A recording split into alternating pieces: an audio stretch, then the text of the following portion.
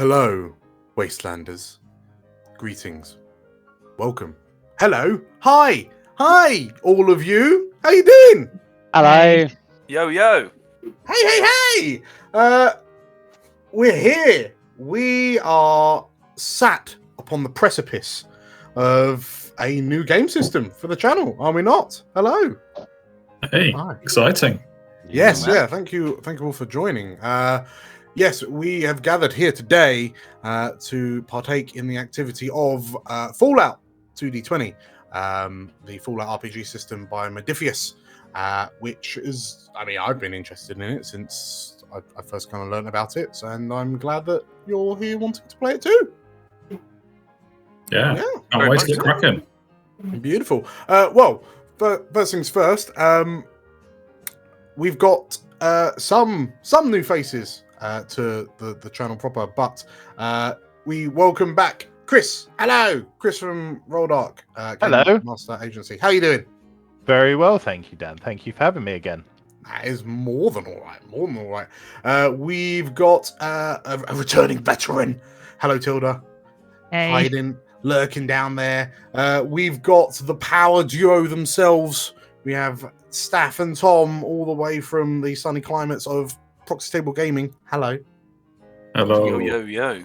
And welcome, Tom, to your first proper Yes. game with us. First of any kind. Yeah. Especially with Fallout, actually. So I'm really excited. Yes. Yes, you are our resident Fallout newbie, so we will gently lead you. Just like Sonic, right? Yeah, sure. Yeah. Sure. Yeah. And last but not least, a completely brand new face. Hello, Tim. Hello, gents. Lovely to make your acquaintance. Yes. Played plenty of the Fallout games digitally. Played a fair bit of D&D, but never mashed the two into one beautiful combination. So it'd be fun to try this out. Yes. Yeah, I am certainly looking forward to it because as a system, it looks very fun. And let's be honest, the Fallout universe is just pretty grand as well. Before we carry on, for some of our new guests, the internet is a big place. So, Mr. Chris, where would we find you on the interwebs? You'd find me or the agency that I work for at RollDarkGMA on Twitter. Marvelous. And Tom and Staff, where do you frequent on YouTube? I'm staying quiet. I don't know. We are Proxy Table Gaming on YouTube. I'm on Twitter, Lucky6sptg, and on Facebook, Proxy Table Gaming PTG. Beautiful. What is it? Beautiful. And Tilda, you can find her on. Don't find me. I'm good without being found. Well, I was going to say on many episodes of Call Me Echoes of War in the past, and hopefully you'll see Tim on some videos from us in the future. Magic. So let us dive into a broken world. It's a world ravaged by nuclear apocalypse, but the focus of our attention is not on Washington. It's not on Boston. No. The scope of our adventure takes place in a much more quaint, petite location. In the ravaged wastelands of the United Kingdom. Old Blighty, specifically London. Good old London town. And welcome to London, the once gleaming capital of the nuclear-ravaged Old Blighty. You have each followed the sounds of screams and gunfire to the Sidcup Pindar station, a remnant of the world before the Great War, before the bombs dropped. The tube station's external lights flicker several times but remain lit, and, remarkably, its doors lies open, inviting any manner of scavenger or scoundrel to plumb its depths. It's a cold night, bone cold, and the skies aglow with an eerie green light muted by a feeble drizzle. A gust of frigid wind blows dust across a reasonably clear road outside of the train station's entrance.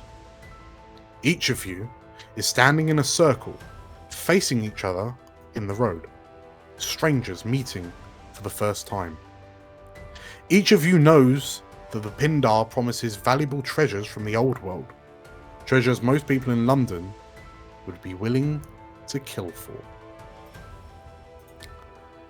And so, we find you all stood in a circle, weapons drawn, frantically looking each other in a tense standoff.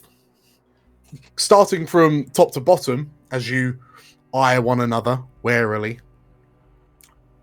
we turn our attention to a ghoul with a pipe gun in hand. Tim, tell us about Bailey. So, Bailey is a lovely young person. Has been spending a bit of time in the wasteland and had some mild misfortune in their youth. In their early teenage years of being blasted with a catastrophic quantity of radiation. Even more unluckily, they have survived and become a rotted zombie-like creature known as a ghoul, but still pretty much holding it together, getting on all right. It's been a tough old life. Been around the block, got into some scuffles. Not many people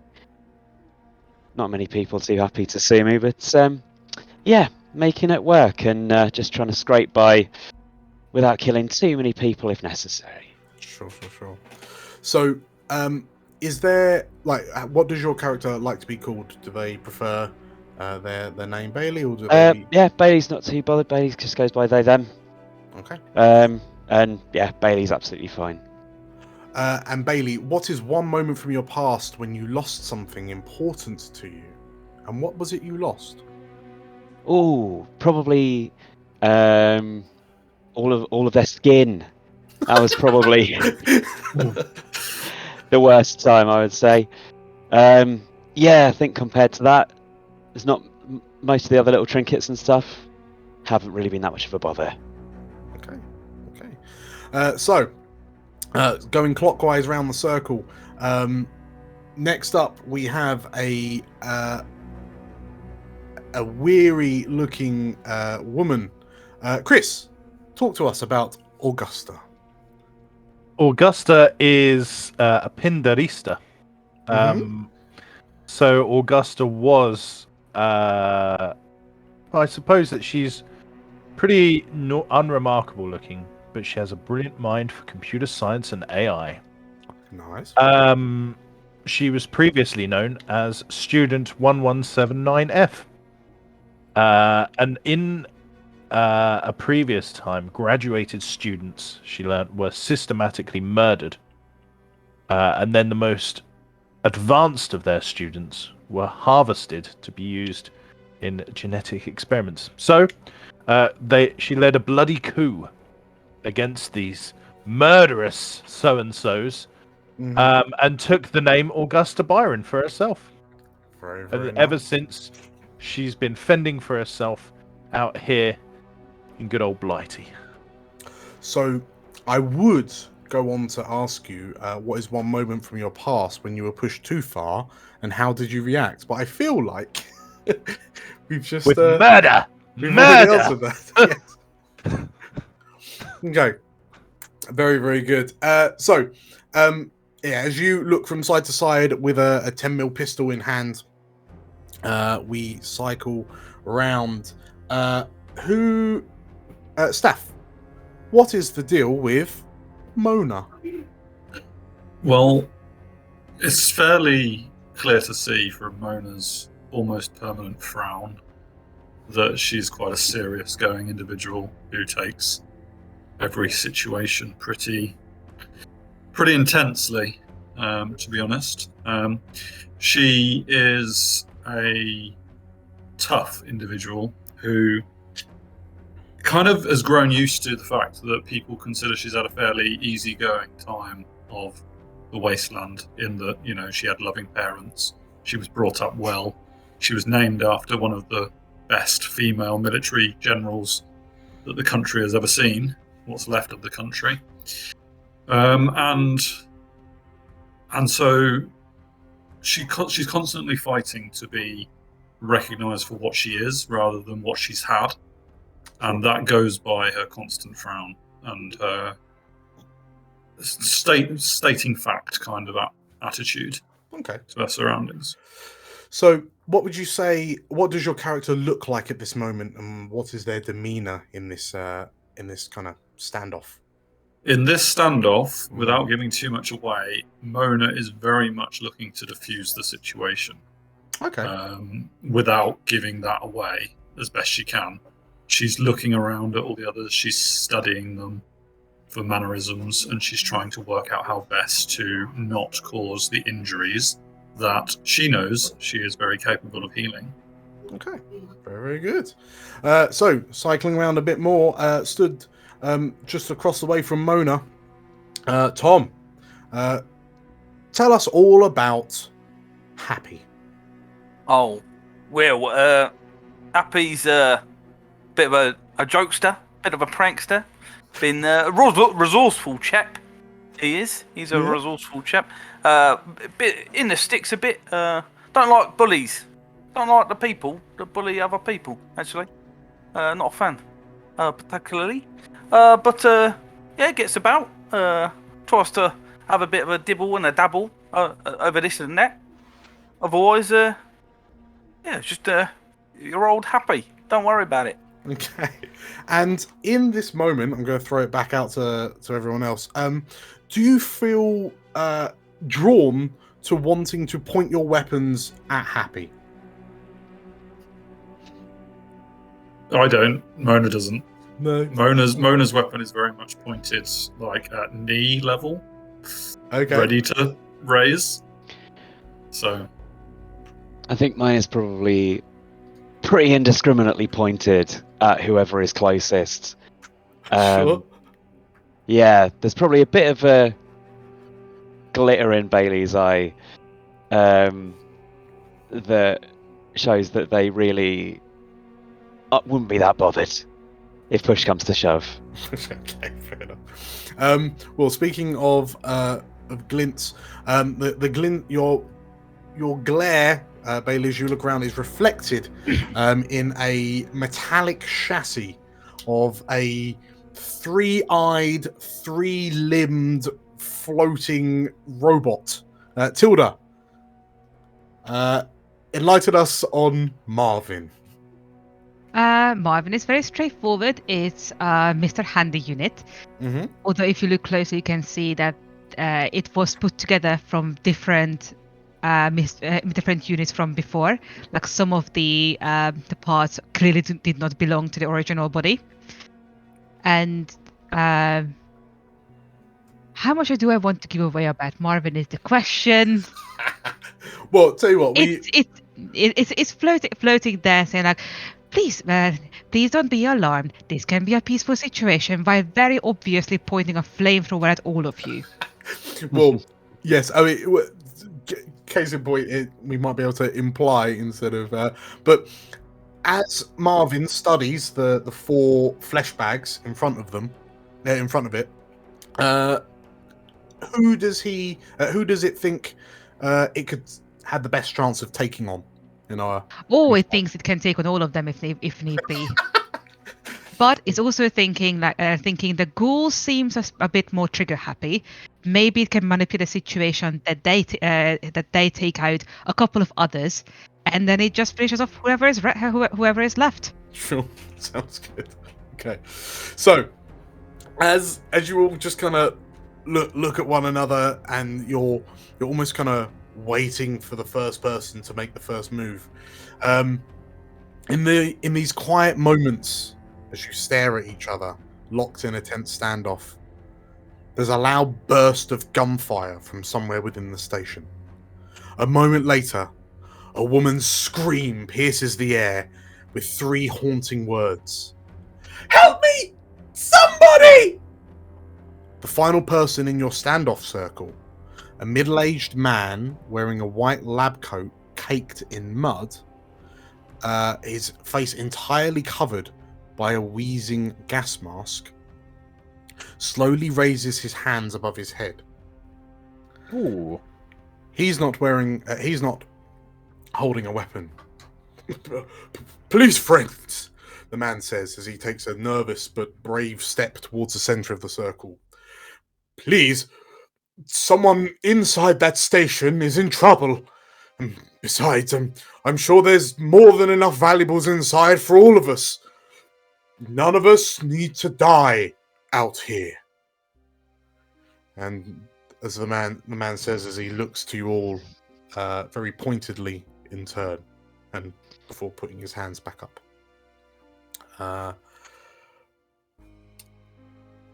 Augusta, what do you do? Listen, I mean, all right, let's go.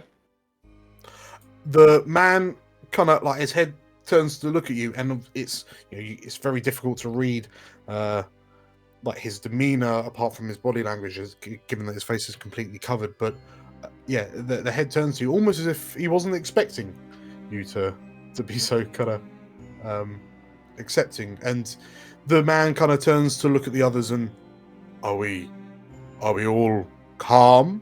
He says as he looks at the remaining of you. Calm as you like, brother. Calm as you like. And now you mentioned some valuables. What sort of valuables have we got right in that governor over there?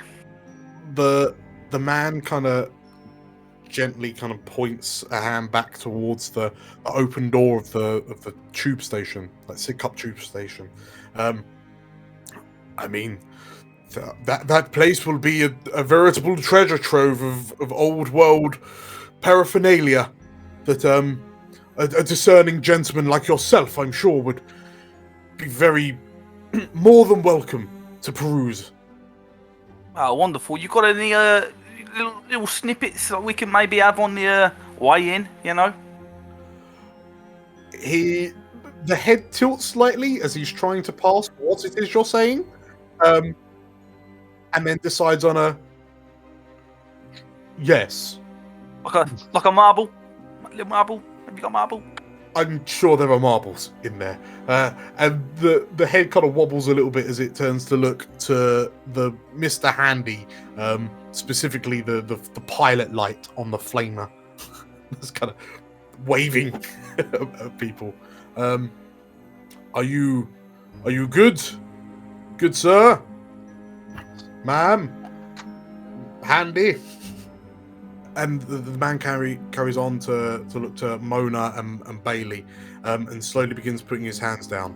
And hold on there. Barely even got talking yet, have we, Gov? Look, I know you've got a nice coat and that, but who's you to be in charge?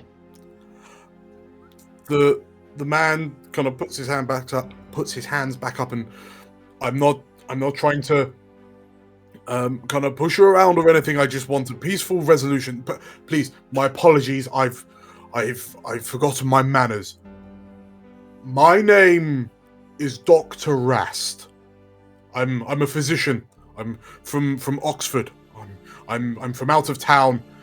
I have my reasons for being here, as I'm sure the rest of you do. But I did not come here to die on this street. What kind of doctor are you? I'm a physician of a physician of health. Yeah, I'm not here on business or. He struggles a bit, and my daughter ran away from home. She came here, and I'm just trying to find her. I'm just trying to find my girl. And she's in that there place over there?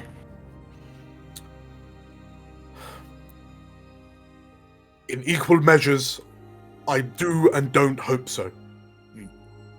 I know what you're saying, Governor. Now, we could go in there, and I'm sure this lot seemed like a wonderful lot. I don't know, really. I like Shiny over there. They're pretty cool.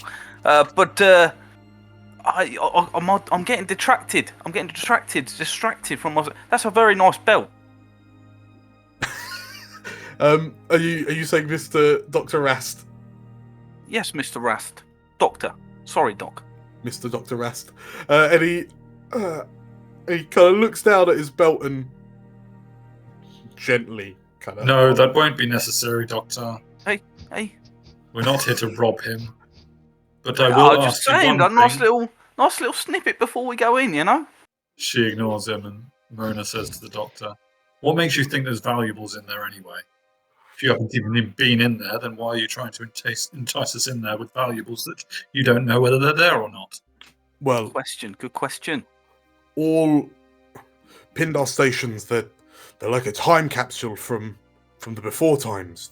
Yeah, the ones that haven't already been scavenged. Well, I mean, that's the beauty of the Pindar stations. Like, they're so vast and sprawling. You nearly always find something good in there. But please, I'm not here for any kind of material wealth. Time is of the essence. Did you not hear the sounds of the screaming woman? We from the goodness of our heart, it's the humane thing to do. We need to go in and help. Yeah, of course. I mean, I love helping people, but now, Mr. Dr. Rast, as a man of the physician, would you know anything about these rumours I'm hearing that in these Pindars there's some old chemical what can help us, skin disadvantaged folk if we're going a little bit, wrong in the... No, I'm not. But if I was, I've heard there might be something in there that can help us out. Is that... You heard anything about that? What do you mean, like a little cream? Yeah, like a little, like a little pill or something. Come on, Doc, help him out. There are all sorts of things that you can find in the Pindar station. They were designed to support entire communities in the aftermath of the bombings. So I'm sure we can find creams. The man turns to you, Marvin. I trust I have your support.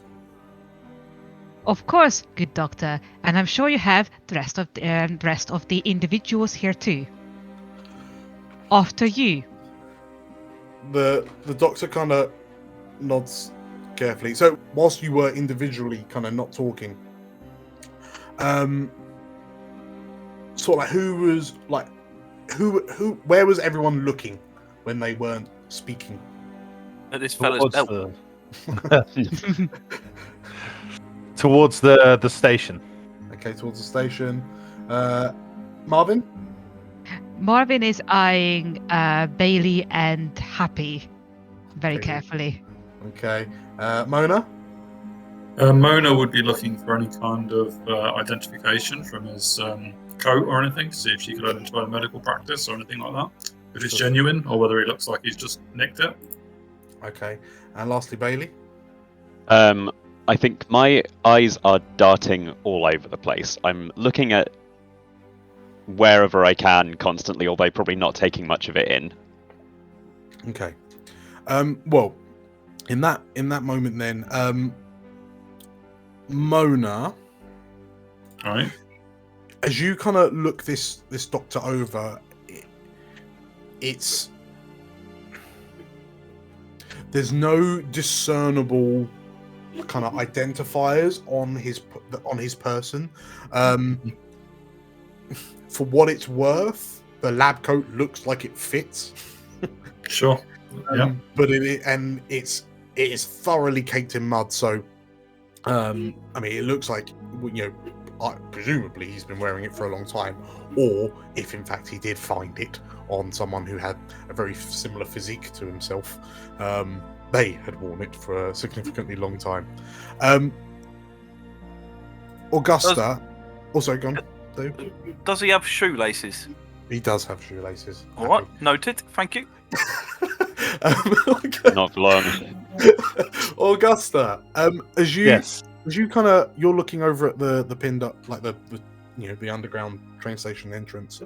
I would like you to make the first roll of the game, good sir. So, if you could open up your character sheet and then roll me a medicine check. it's got me 9 for attribute, which I think is intelligence. Is that correct for medicine? That sounds correct. Yes, you are very, very clever, Augusta. Well, maybe only in books. What was it? What? How many do I need? 2, 1, 2, 3, 4, 5. So this is a difficulty 1. Difficulty 1. Here we go. 1 success, Dan.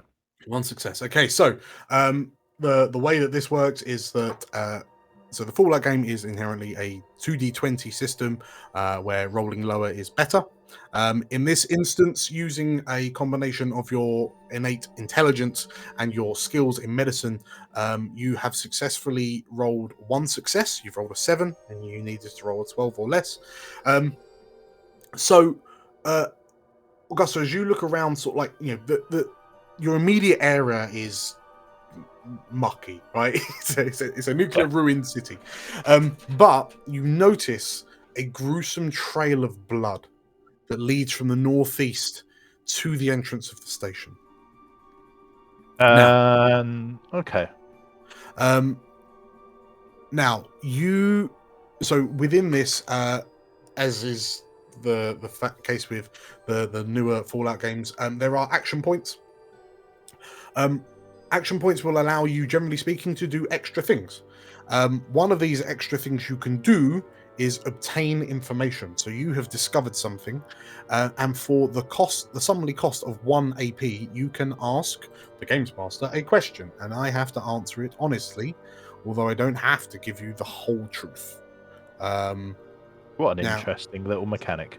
Yes. So, if you were interested in finding out more about this gruesome blood trail,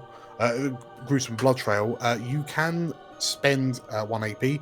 Now, we notice that the party action points, because it is a communal pool, is currently at 0. You can gain an AP if I also gain an AP, if you are currently running out. Yeah, I don't need...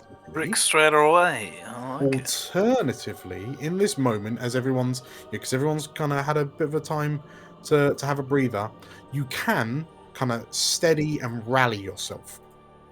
So, if you can make me a survival check, please, Augusta. Absolutely. And the difficulty in this instance is 0, so you're just looking for successes. So this is an endurance plus survival, 1 success. So you take a breath, you kind of breathe, and you're able to steady yourself. So the difficulty is 0. Whenever you have surplus successes on a roll like this, you generate action points. You've generated 1 success, that is 1 surplus success, so your AP goes up to 1. Okay. Would you like to immediately spend this AP to obtain information? Yes, I think I would, Dan. Yes, Thank that you. sounds like a jolly good idea, doesn't it? This is marvellous. So, looking at it, I say the bloodstain seems to be kind of travelling from the north east. You basically can ask me a question about this blood trail. Okay. So it's coming from the station to the northeast. Well, that could be your question. Like, where is it going? Like, what's the direction of it, for example? Or how fresh is it? Or if I was to look at this bloodstain, yes, would I believe that it's of significant amount to put somebody in dire medical trouble? So there is a massive amount of blood. Whoever is wounded likely will require some immediate medical attention if they are to survive. I will look to everybody else in the group and say, I say, listen, everybody, listen, there's an awful lot of blood down there. Now, I'm not a medical doctor by any means, but I believe that whoever is down there is probably quite close to being fucked. So we should probably go and have a look. I agree with this. We should move with haste. Let's head on in. Dr. Rast nods emphatically. As you are you all agreeing to head in? Can I usher Dr. Rass You with us? could begin ushering, yes. As you begin Right this way, Doc. Come on. as you begin ushering, the sound of rapid gunfire explodes from the open door of the station, accompanied by flashing of barrels unloading towards a spot where you are gathered. A guttural male cry goes out from the entranceway. "Scavengers out there trying to follow the girl! Light 'em up, boys!"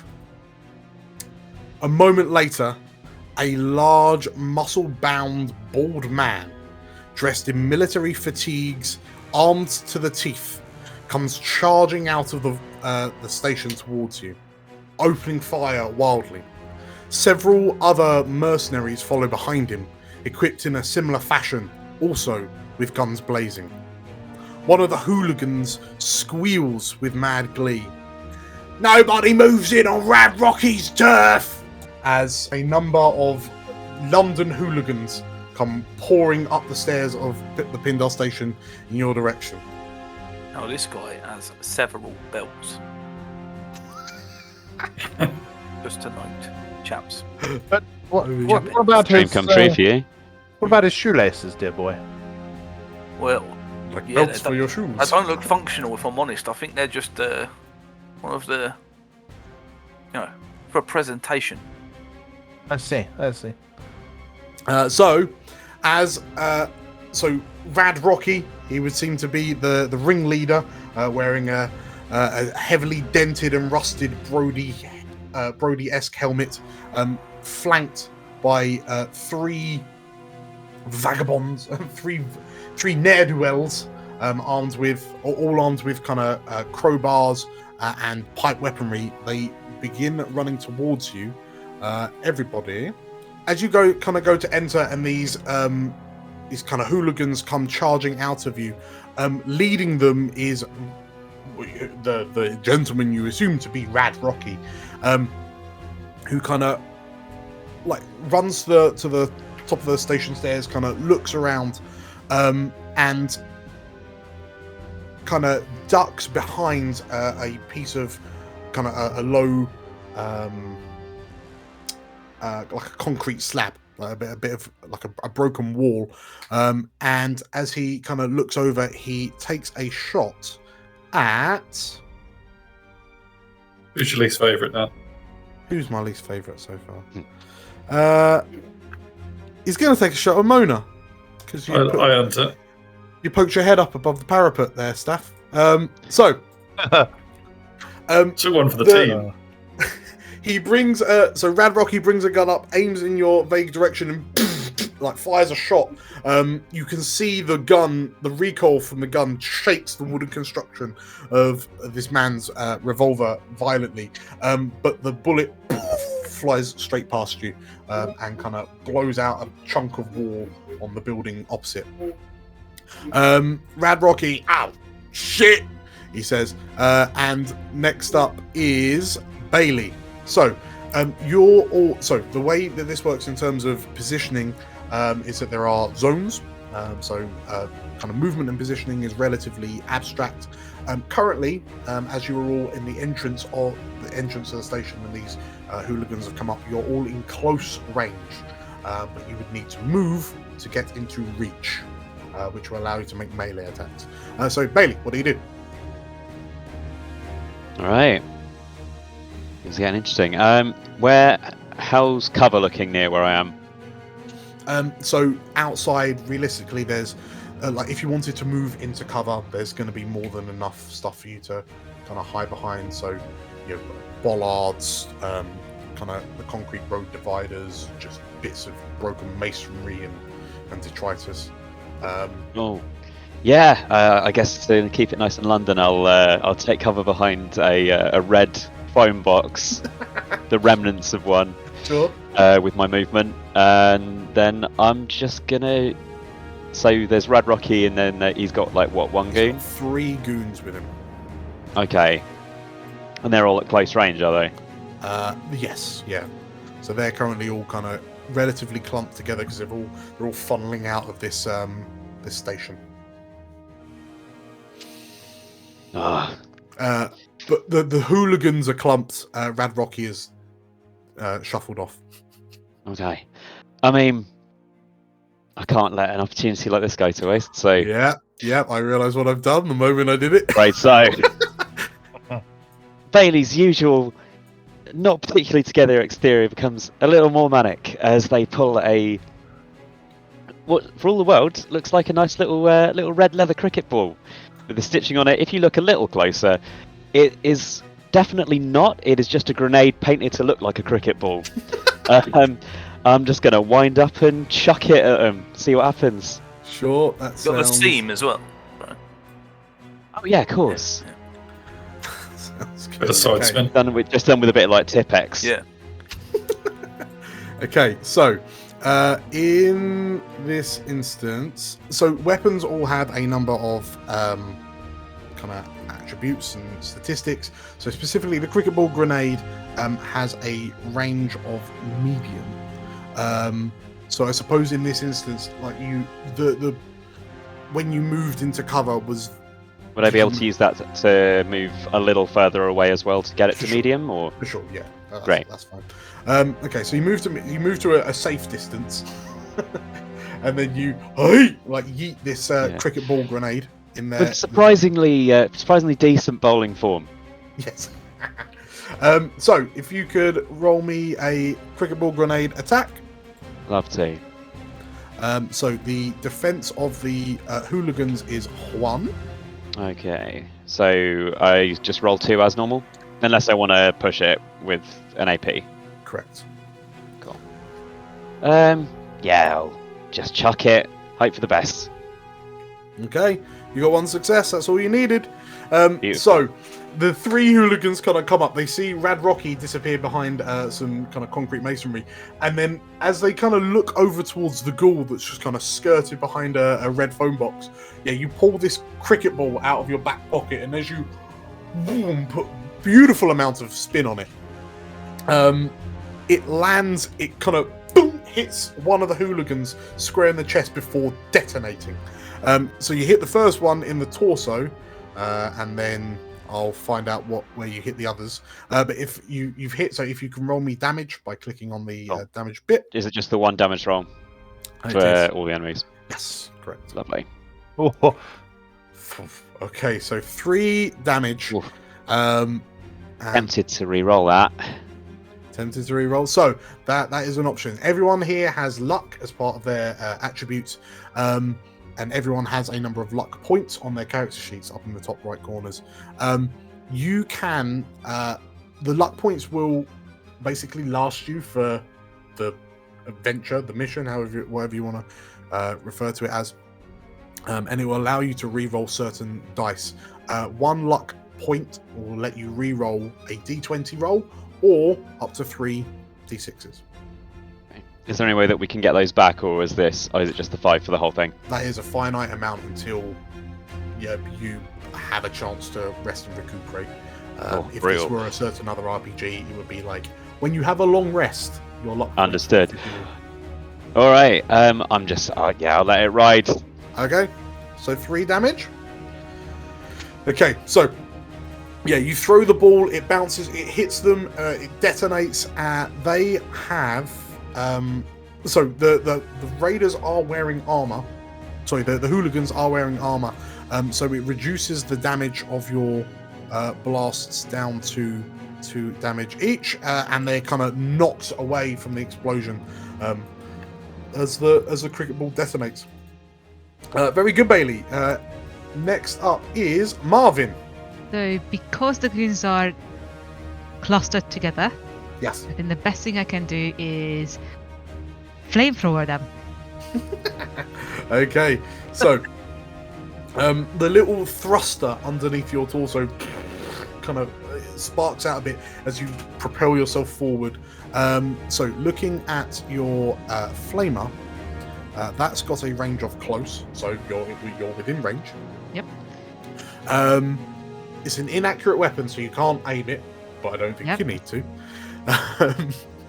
But yes, you can, as it's a burst weapon, you can hit kind of people in an area, as we would expect. So please click on the flamer name. That will roll your success. That's unfortunate. Okay, so You know what? I am going to. I would like to give you an action point to gain 1 and reroll that. So once you've re-rolled, you would need to use a luck point to re-roll dice once they've been rolled. So you can. Okay, in that case, I'm gonna go to 3 Yeah. and roll that because that is. So Come you on. can re-roll 1d20 per luck point. So if you click on one of them Yep. to then re-roll through. Let's roll you. Exact no. same thing. Oh wow. Exact same. Okay, so Marvin, as you kind of fly over and spray the area with your flamer, the hooligans who are sort of like picking themselves up from this explosion, slightly charred and a bit bewildered, see you coming and they all kind of dive behind cover as you score the area He's like, with please remain hot calm. Please remain calm. Okay. Next up are the hooligans. So they scatter. So they're not clumped up anymore. They're all still within close range of you all, apart from you, Bailey, because you're at medium. But they've all kind of ducked behind various bits of cover, and they pop up to start shooting pipe guns. So the first shot will go towards Marvin. That is a. So I've rolled a 1, which is a critical. So it's 2 successes. So Marvin, what is your defense? It's on your status page. Yes, it's 1. 1. Okay, so I've got 1 surplus success, so I gain an action point. But that's a hit. So Marvin, you take 2 damage. Ouchie. But that is reduced by your armor, and your armor is 2 against physical. Mm-hmm. So, as the first hooligan fires a very blunt, poorly made bullet, and it pings off your armor. Ouch. Next up, the second hooligan is going to fire at, let's say, Augusta. Bang! I say. That is it. To your torso for. Oh, dear. 5 damage. Hello, boy. Blimey. Okay, so your lab coat and clothing unfortunately does not give you any. I believe that's a rather round number. Yes. So you take 5 damage, which takes you down to 5 health. But also, in this instance, taking 5 or more damage in a single hit is a critical. So, Chris, on your character sheet, if you can left-click the first green box on the torso, as your torso is critically struck by this round, and you begin bleeding heavily. At the end of each of your following turns, you'll take some damage as you start to bleed out. Scientifically, though, it would seem that this wound is very similar to the one that was suffered by whoever left that blood trail leading into the station. So there's that. And the final hooligan breaks cover and is running towards Davy and brings up a crowbar and gets 2 successes, so that's 1 surplus. So he swings and catches your left arm, and you take 4 damage. How much armor do you have on your left arm? 0. Okay, so you take 4 damage. My left. So it's a physical, isn't it? It's a physical 1. attack. 1. Okay, so you only take 3 damage. hit points of damage. That's the hooligans done. Augusta, you're bleeding a little bit. What do you do? Whereabouts in my torso am I bleeding, Dan? Talk to me. So it is a just off center in your stomach. So yeah, the bullet's kind of somewhere in there. It hasn't come out the other side. I say, if I wanted a belly button piercing, I'd go to Camden. And aims squarely with her 10mm pistol at the son of a biscuit that just shot her. Okay, that sounds good. So As a quick heads up, so the one that shot you is currently hiding in cover behind a bit of masonry. It's not very good cover, but he rolls a D1d6. His difficulty goes up, so his defense goes up by 1 in this instance. So you need 2 successes to shoot him. I think she's enraged at this gut shot, and she would want to take a shot. Sure. Let's give it a go. So if you're not moving, so on every turn you have a major and a minor action. Okay. Minor actions are things like movement, changing what you're holding, and interacting with things around you. But you can also aim. So if you wanted to aim for a specific body part, or just make your roll that much easier. Yes, I would like to aim for his face. Okay.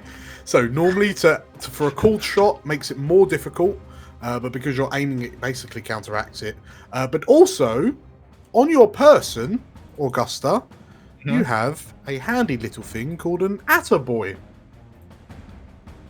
which allows you to ignore the difficulty increase for targeting a hit location. So you activate the targeting system on your little Attaboy, your wrist-mounted Attaboy, there's a distinct as your vision almost seemingly zooms in and time slows, and you can almost calculate the percentage of how likely you are to hit various body parts on your target. So you actually just get +1. So he's in cover, so you ignore the cover. So it's just 1 success you need. Okay, here we go. Oh no! Oh boy. Oh no! Okay, you've had a 1, which is a critical success. 20s are critical failures or complications. In this instance, do you want to use a luck point, sir? No. No. Good man. Okay. In which case, Maybe. I'm going to say you shoot. So you have to remove, for anyone who's shot a gun, needs to remove a point of ammo. The complication is that your gun then jams. Oh. So you won't be able for the rest of the fight, well, unless you take a turn to kind of unclog it and like reset it. You won't be able to shoot that 10 mil anymore. Awesome. And where is my ammo kept? Because It's in the weapons tab of your character sheet. So you go from 17 down to 16. Thank you. I appreciate you. I appreciate you. So, Augusta, as you... you also, as you bleed out, you suffer another 2 damage. As I bleed out. As you bleed out. Hey, it's not me, it's the hooligans. Mob life, you know. Mona! Also, you say that, but I want to point out that you got 2 critical successes while the team had a critical failure. Yeah, I am sensing shenanigans. This is going to be the shortest actual play ever. We are going to need some more marbles. Mona. Rest in peace. Yes. So just for clarification, so there are 2 hooligans crouching behind in cover. Rad Rocky is behind cover. There's 1 hooligan out in the open, swinging a crowbar at Happy. Yeah. Mona would be ignoring the enemies completely. Okay. Relatively. And I believe in this system, Mona and Augusta are in the same zone at the moment. Correct. Because Augusta didn't move. So Mona would be moving, which I think is a free action. So moving is a minor. Is a minor action, even if it's within the same zone. Correct, Okay, yeah. so that's fine. I mean, effectively, Mona would like to move to Augusta and apply first aid immediately. Using a stim pack? No, just a normal action. Oh, okay. That sounds good. So, in those instances, healing. So if you're applying first aid, if you can make me an intelligence plus medicine check, your patient does not have... has 1 injury, Mhm. so it's difficulty 1. Yeah. And I believe you're also a healer. So you I heal one grant an extra. additional hit point of damage. Yes, but it has to be successful first. So Correct. don't get too excited. I'm trying not to. Okay, here we go. One success. That's it. There you go. That's all you need. So, as you run up to Augusta, who's kind of holding her aside, having just kind of fired this pistol one-handed at her assailant. You get the choice as you successfully apply first aid to either grant health points back, or treat the injury.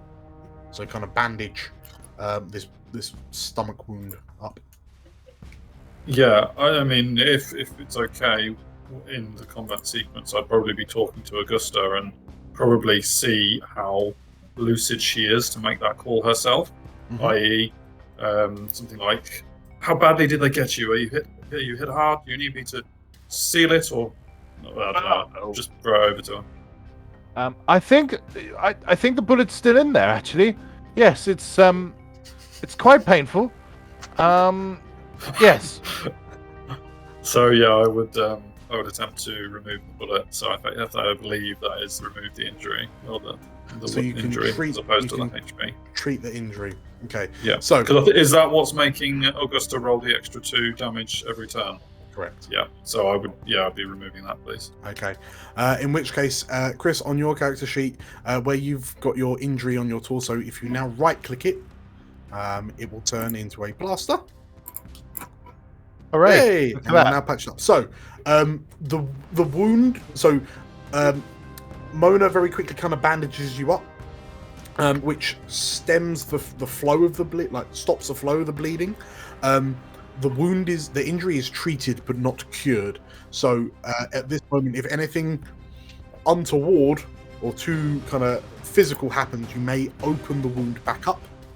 But for now, you are no longer suffering the effects of that injury, but you still have an injury. Augusta would definitely blush slightly and thank Mona. Thank you. It's Mona impressive would, that you blush for the blood loss. Mona would probably completely ignore the thanks and just say, "Stay down, don't be moving anywhere." And very business. Yes. So, whilst this is happening in the middle of the street, just off to the side of that, Happy Davy Doyle, you've just been clattered by a crowbar. Give me a dead arm, didn't he? Blimey. What do you do on your turn? This hooligan Yeah, well- is in melee with you. I don't take too kindly to hooligans, you know. So I'm going to give him a little 1-2 with my old nut. That sounds good. Okay, so if you with a solid haymaker, like right-handed haymaker, Oh, yeah. roll me your Yeah. knuckles. I'll give him the 1 or 2 or 2. What about you? Just done it. Oh yeah. Yeah. Okay, so he has a defensive 1, so that's fine, and you whomp clonk, like catch this hooligan right in the leg. Okay, I thought you were going for the jaw, but no, you've. Well, I you've did. I got- slipped, you know. I slipped. I just lost my footing. I was too overconfident with the old footwork. You see. In which case, if you could roll me the damage for the one you're grappling with. Yeah. Holy, Watch out. Give me a and dead arm. I'll smash your knee up, bruv. Okay, he has got armor boy. on his leg, which reduces it by Shin 1. pads. So unfortunately, yeah, it's not a critical strike. It's almost there, but he does take 4 points of damage, unless Mr. Tom you would Yes. like to use a luck point to re-roll that blank. Maybe. That sounds wonderful. Sounds like something I would really like to do right now. So if you select the blank dice and then hit re-roll. Okay. No. Oh, never mind. So you. I wasn't feeling too lucky, punk. So you take the blow to your arm, you stagger, and then in response you punch him in the side of the knee, and you hear a distinct like as you Ooh. clatter the side of the kneecap. Where and that came from, Brady. Right, so that is the end of the first round. So back up to the top. Rad Rocky pokes his head up from the cover, like the concrete bollard he's hiding behind, and he will let rip. He spins the revolver casing into the revolver on his gun and just starts trying to basically shooting wildly into the middle of the street. He's gonna aim for Mona because she's kind of broken cover. He will roll his sharpshooter pistol. He hits you in the left leg, Mona, as you're crouching. He snipes you in the leg. Now, because he's letting rip, he increases his damage by 1. For 5 damage. Mona, how much armor do you have on your left leg? Armor, 1. Okay, so you have 1 armor on your leg. However, he has rolled an effect. So he's rolled a Vault Boy face, which activates the effect of his weapon. So as it's a sharpshooter's pipe revolver, it turns out he's actually firing armor-piercing rounds. So it ignores 1 point of your armor, dealing you a full 5, which is a critical hit.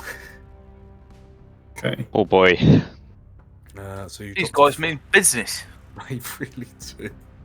Don't worry. There's a doctor. Oh, it's you, isn't it? You're the doctor. Oh, I see. So you take the 5 damage.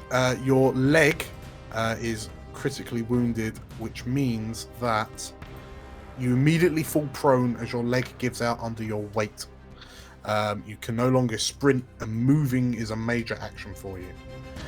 In this moment, watching you start to go down, from a little way away, a man in a muddy white lab coat pokes his head up, sees that a lot of you are taking some beatings, and runs over to you, Mona, uses a minor action to move over to you, and immediately, like from a pocket, produces a stim pack. So he will perform a medicine check. You have 1 wound, right? 1 injury? 1 injury, yep. 2 successes. And I will give you lot the spare AP that Rast has generated. So this Dr. Rast runs over, pulls out what looks like a giant syringe, jams it into your leg, presses a button, there's a tss, and you feel this immediate kind of euphoria as you gain. I'm gonna say you. So it's 4 health, or what would you rather? Do you want him to treat your injury or your hit It's points? completely your call, Dan, because while he ran over and in the shock of being just damaged, Mona is too late to stop him from helping her, because she says, "Don't touch me with that," but he's already done it, showing some sort of reluctance that is too late because she's just been hurt. But so it's completely your call how you want to heal Mona. Okay. He knows that you being out in the open makes you a target, so he treats your leg. Fair enough. Again. Yeah. Injects your leg and sets the bone. Yes, you can now put weight on your leg again. Great. So Is it worth mentioning, Dan? Sorry, before you move on, system-wise, that was 2 successes because of your tag skill. That's a very good shout. Yes, just for info. Yes, so some skills will be identified as a tag skill, which is fundamentally means you're that much better at it than normal. So in this instance, Rast, who has medicine as a tag skill, rolled a 3, and therefore got a critical as if he had rolled a 1. So he does that. Bailey, you've kind of ducked out the way slightly so you can throw your grenade, but you can see people are just getting kind of shot up in the street. What do you do? And indeed, this fellow is going happy with a crowbar. Yes. Is he within close range of me, or I would say still at medium? I would say he is now, yeah, because they all kind of came towards you, or he came towards you. So I'm a little bit further away. All this is going on over there. I'm going to carefully level my pipe gun. Yeah. Oh, silly, turning your back on old Bailey, and take a pop at this fellow. Okay. Yeah, roll to The aim minor action. Okie dokie. If you're aiming, re-roll a d20 on your first attack roll. Big pardon, it doesn't reduce it. All right. Free re-roll. Boom. Doesn't need it. Doesn't Beautiful. need it. So, with 2 successes with your pipe gun, you earn the party an additional AP, but you bam hit the hooligan fighting Happy square in the chest. Roll for damage. Lovely. Oh, okay. And Happy, you've just kind of punched this hooligan in the leg. He rocks, and as he does, kind of staggers to the side. And then you watch as this projectile hits him square in the chest. You hear the sounds of bones cracking as this raider, as this hooligan is lifted off his feet and hurled over some nearby rubble. Absolutely shagged. Here, skip well up. Just give you a little salute and then duck back. So as you kind of duck behind your red box, Marvin, there are two hooligans and Rad Rocky. They're just kind of scattered around a little bit. The 2 hooligans are closer to you, but they're all within close range. Excellent. So you all hear like doo, doo, doo. So and the flamethrower goes away, and then a buzzsaw comes out. As Marvin flows closer. Yaha. Okay. So the one in between Rocky and the other hooligan. Yes, please. Who's currently ducked behind he's taking shelter behind a lamppost. Okay, let's see if we can roll better than 10 and 11. Yes, we can. Yes, you can. That is a success. Very nice. To the right leg, and I believe your buzzsaw has the piercing 1 effect. So if you roll any fault boys, you'll ignore the raider's armor. Oh, there we go. Not a lot of damage, but it will do. That's fun. So you float up to the hooligan who's just he's got his leg out, where he's trying to do his best to hide behind this lamppost, and you just into the back of the calf. It carves right through the leather armor that he's wearing, and you hear him. Ah! Yeah. Please don't move. This shall not hurt too much. Okay, and he takes 2 damage. So that was a move. So the hooligans. So the one that you've just sawed with your buzzsaw, staggers away a little bit, stands up, and then looks at his own reflection in your chassis, Marvin, and then swings a crowbar at you. So that's 1. Hit. That is a hit on your first arm. Yeah. For a total of 2 damage, which Well, guess what? boom, just bounces off your armor. And Marvin goes, as humans would say, come at me, bro. The hooligan looks at the crowbar, looks at you, and oh no, and realizes he's just made a terrible mistake. Seeing this doctor run out and jam a stim pack into this woman's leg, the other hooligan goes to shoot at him, but strafes the area around Rast and doesn't manage to hit. Augusta. What have we got left, Dan? So there's one hooligan currently scrapping with Marvin. There's another hooligan in cover taking pot shots at Mona and Rast. Happy is kind of out in the middle, or Augusta and Mona are together, and Bailey's kind of off to the side, just sniping people off with a pipe gun. I would ignore Mona Yeah. and run over there and pistol whip, I think, this chap who's just had a bit of his insides taken out by Marvin. By Marvin. Okay, cool. So as you're gun jammed. You kind of. Yeah, I tell you what, I won't pistol whip him. As I run up, I'll go, It's knife time in London.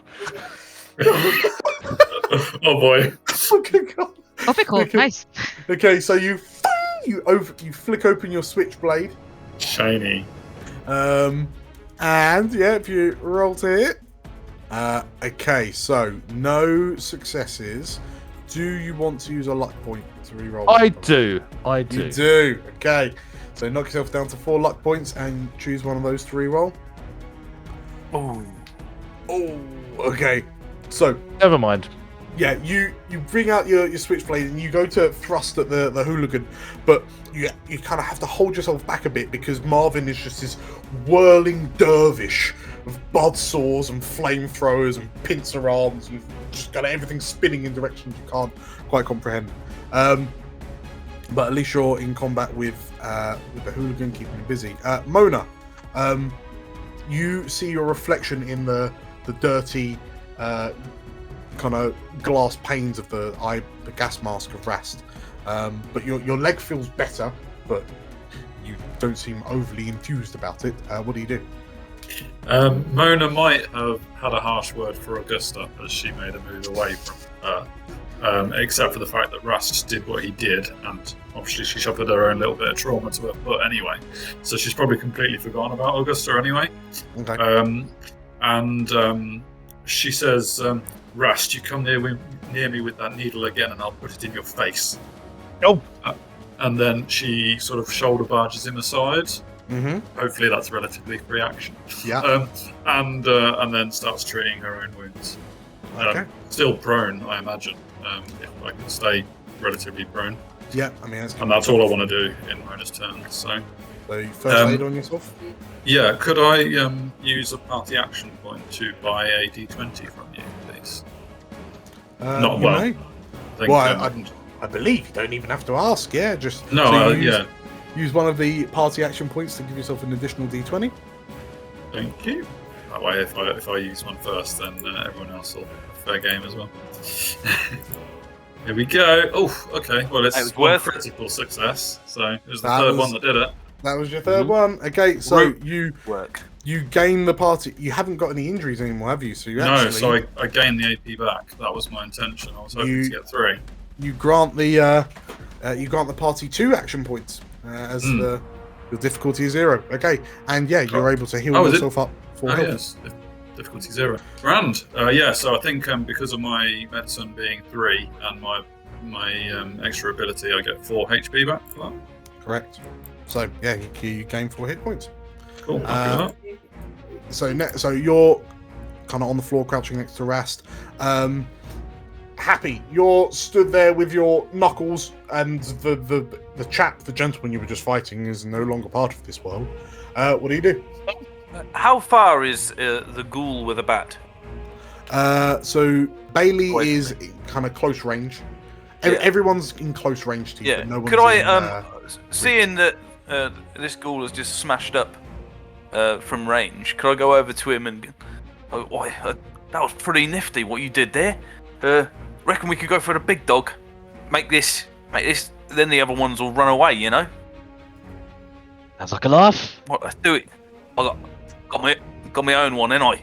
Let's go. Hey. So you running over to join Bailey and then taking pot shots at Rad Rocky? Yes, please. Okay. Sir.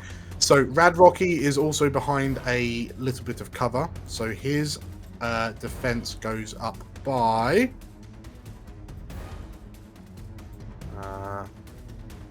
2. So he's quite deep into cover. No trouble there, son.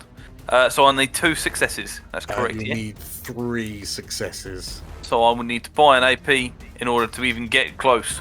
Is what you're telling me right now. So yes, the party action points are currently at 3. They should be at 3 now. Yeah. So Luckily, I got one you back, so this won't be a problem. Yeah, I'll take one. Let's go. You can buy 1 for 1, or you can buy 2 for 3. I ain't greedy. Don't worry about it. Yeah. Only for belts and shoelaces. Otherwise, AP that can stick with 1. Let's go. He's Ka-chow. Okie dokie. But so with that extra, you Working. don't get any successes. However, Or you do have a daring nature about you, Happy. So I when you would ever say so. Yeah. When you attempt a skill test and buy one or more d20s with action points, you may re-roll one d20 of that test. Well, that's exactly what I was going to say, actually. Not that it matters, but I'll give it a go. Ciao.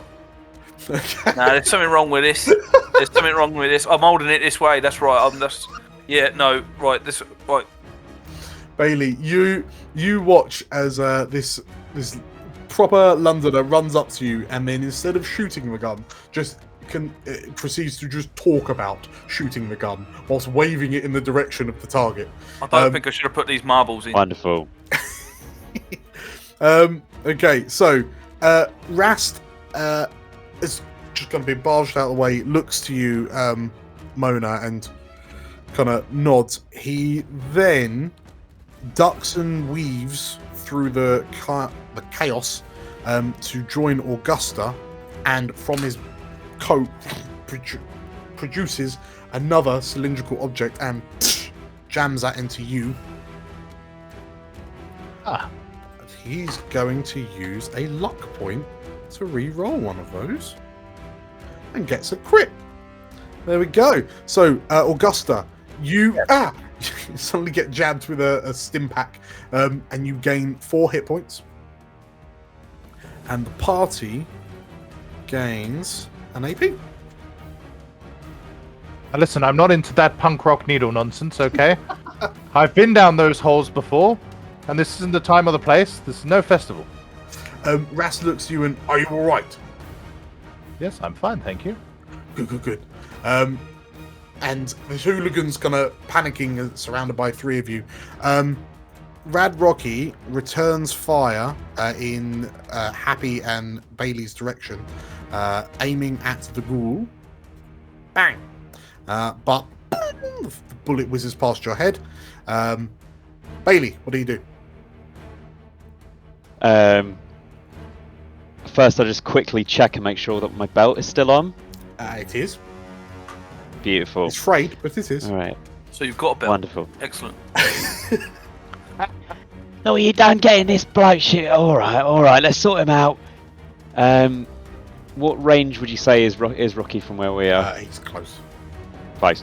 All right, sweet. So I want to take my minus aim again, and I would like to shoot at the arm that he's using his revolver with. Okay. So you're aiming, if I may, and shooting his revolver arm. Sounds good. So if you're aiming, you negate the difficulty increase. Again, he's behind cover, so the difficulty goes up by 1. Okay. And if I add bullets, is that the damage or the difficulty that damage? That Yes, correct. Damage. You Okay. can, however, use one of the party AP to get an extra D20. All right. Yeah, I'll use 1 AP then towards it. Okay, so that goes down by 1 to 2. So that is difficulty 2. Let's just wing it. Let's just have a go. Oh, a crit! Okay, so that is 2 successes. You needed 2, so that as he was behind cover, and that's a hit. So you were aiming for his Beautiful. his left arm. Yeah, Yeah, it's pistol arm. It'd be his right. Whatever it might be. Yeah, right hand. It was his right arm that you hit. So roll for damage, and you can your gun has a fire rate of 2, so you can spend an additional. I will. Yeah, I'll pump an extra bullet into that. Okay. I think. So it's an extra D6. Holy moly! Oh. 6 damage, and Good gravy. he's got 1 armor on his arms. So Bailey, you kind of close one eye. You aim, and as you fire, the bullet goes in slow motion as the camera follows it, and it strikes Brad Rocky in the arm, knocking his arm back. The bone shatters. The gun goes flying from his hand. He takes 5 damage, and you hear a squeal, like a upset pig. How's that? Just as his arm goes kind of kind of whips back and just hangs loosely, and he Just nudge Happy and be like, That's what you want to do, mate. Try that one. Well, good bowling, Shane. Okay. Yeah, he's very upset with you. Marvin. So I you think it's are. muscle time. Yes, you are currently engaged with a hooligan. There's a bit of a gangbang going on. Phrasing, but yes. Oh, come on. Okay, so you go for the buzzsaw. Do you want to buy a additional D20 No, I'm good. with an action point? You've got some spare action No, points. no, I'm gonna keep it for people who roll higher damage, I think. Okay, fair enough. So the hooligan, who's in amongst you, takes, panics, swings at the newcomer, and takes a swing at Rast, but Rast kind of ducks out the way of the crowbar. The other hooligan sees that Rocky's just had some of his fingers blown off, and makes a valiant charge across the street to engage Bailey and Happy. He runs straight past you, Happy, and goes to swing a crowbar at Bailey's head. Well, at Bailey's right arm. Fair enough. For 3 successes, so I get an extra 2. I'm going to... Can I say that he actually did it to me, but I ducked? Bailey wasn't ready for it. Bailey wasn't looking. So I'm going to use some of my action points because I'm starting to total them up, unfortunately. Dan, you're being quite mean, I think. I am being quite mean, aren't I? It's a mean world. This Fallout world. 5 dice. Dan, that's so many dice. It is. Okay, so that's your right arm. All right. For 5 damage. You have got armor, so it drops it to 4. Have I? You've got armor on your right arm. Yep. So it drops it to 4. So it's not a crit. You do take 4 damage as this guy takes a run and a leap, kind of soars through the air, and boom, like you feel your arm really. Oh, beautiful! Nice Really big flake of my arm comes off. big old lump of skin. Okay, Augusta.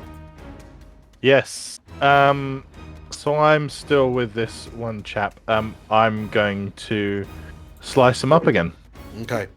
I reckon at this point in time, given that there's 3 of you all kind of crowded around him, if you roll, Rast is going to assist you. Oh. He's going to spend a luck point to kind of scooch, get an extra, in inverted commas, get an extra turn, and then he's going to roll a single dice to help you out. Well, I need the help today, apparently, Dan. So any help that you've got would be wonderful. Yeah. You're just going to be completely disarmed. All of your weapons are going to break and fall apart in your hands. So you know what? This is like Jason Statham's Big Vacation all over again. How badly we are rolling. Oh no! Right, so assist. So he was a melee attack, wasn't it? Rast goes to help, but you just kind of you do. No one wants to commit, and you just no, you first. No, after you. Could I use a luck point to re-roll my complication? You may. Oh, let's re-roll that and get it the hell out. Oh, hey, there we go. Well, hey! There we go. Okay. From one side to the 20 other. to 1. Amazing. So you only needed 1, so you gain an AP. That is a hit. Roll for damage, sir. Oh. 2 damage. So that was an attack to the torso. So yeah, distracted, you drive this switchblade up into the back of the raider. The raider's got armor on his back, so he takes a point of damage. Drops down to 3. Mona. I couldn't find what action it is to stun from being prone. I guess it's a minor action. Minor, yeah. Yeah. So I'll kind of do that. And I would like to shout over to the hoodlum who has run over towards Happy, Yes. and I would like to try to get his attention in some way, Okay. and sort of like show him my laser gun, and make some sort of comment towards if he doesn't drop his weapon, I am going to be firing it at his nether regions. Okay. And I would like that to effectively be an assist towards Happy to distract him. So Happy would get a D6, a D20 towards his next move. I need to make a skill check based on what I'm doing. So I was kind of thinking energy weapon, but you can discuss with the DM. Energy weapon or... Well, I was going to say speech, and it's exactly the same. Yeah, either. You're intimidating, yeah. So yeah, roll either or. Cool. I'll go with speech. So as you shout, try to shout down this hooligan. Oh. So I fail, so I don't give my extra D20 to Happy. I think maybe Mona drops the energy weapon on the floor. So it neither distracts the hoodlum nor provides any kind of action. And Mona effectively has to... It's basically just not noticed. It'll be a minor action to be... Yeah. So you've pulled the laser gun and stop, and the gun's just falling out your hand. It's in a puddle or something, yeah. Okay. So it'll be a minor action to pick that back up. Perfect. Happy... Well, unbeknownst to me, with dropping of stuff over there, I would like to use a luck point for a finer detail, if you will. Yeah. My kind sir. I would like to... I don't know whether you've noticed, but his shoes are untied. And I would like to grab one of the shoelaces and try and trip him up via it. Okay. I have no idea whether this is possible, by the way. I mean, it sounds possible. Let's go with a... I'm gonna say... it's quite agility-ish, isn't it? But it is... I'm gonna say... Okay, I'm gonna say... Let's go unarmed. But when you click on unarmed, if you change the attribute to 5, because you'll be using agility instead of strength. So your target number will be 7. Do you want to buy any additional D20s? With Absolutely. I would have preferred one for free, but things are going on over there. So I would like to buy one with the party AP. Yeah. And obviously I've used a luck point specifically for the shoelace. Thank you very much. Okay. Chol on the floor. So buddy. 2 successes. Stay down. That gains you back an AP, and yeah, this guy goes crashing to the ground. You know what? Get him! I'm Get gonna him! say, as he clatters, let's do 1 dice. Okay, he takes no damage.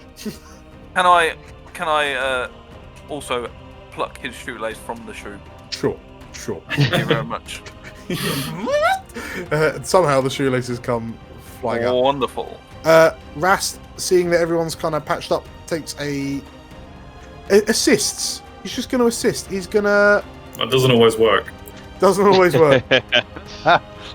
He's going to basically make an unarmed attack to try and grab this hooligan in preparation for Marvin's, presumably, buzzsaw. Marvin, you're going to get an extra D20 on your next turn as he kind of grabs him.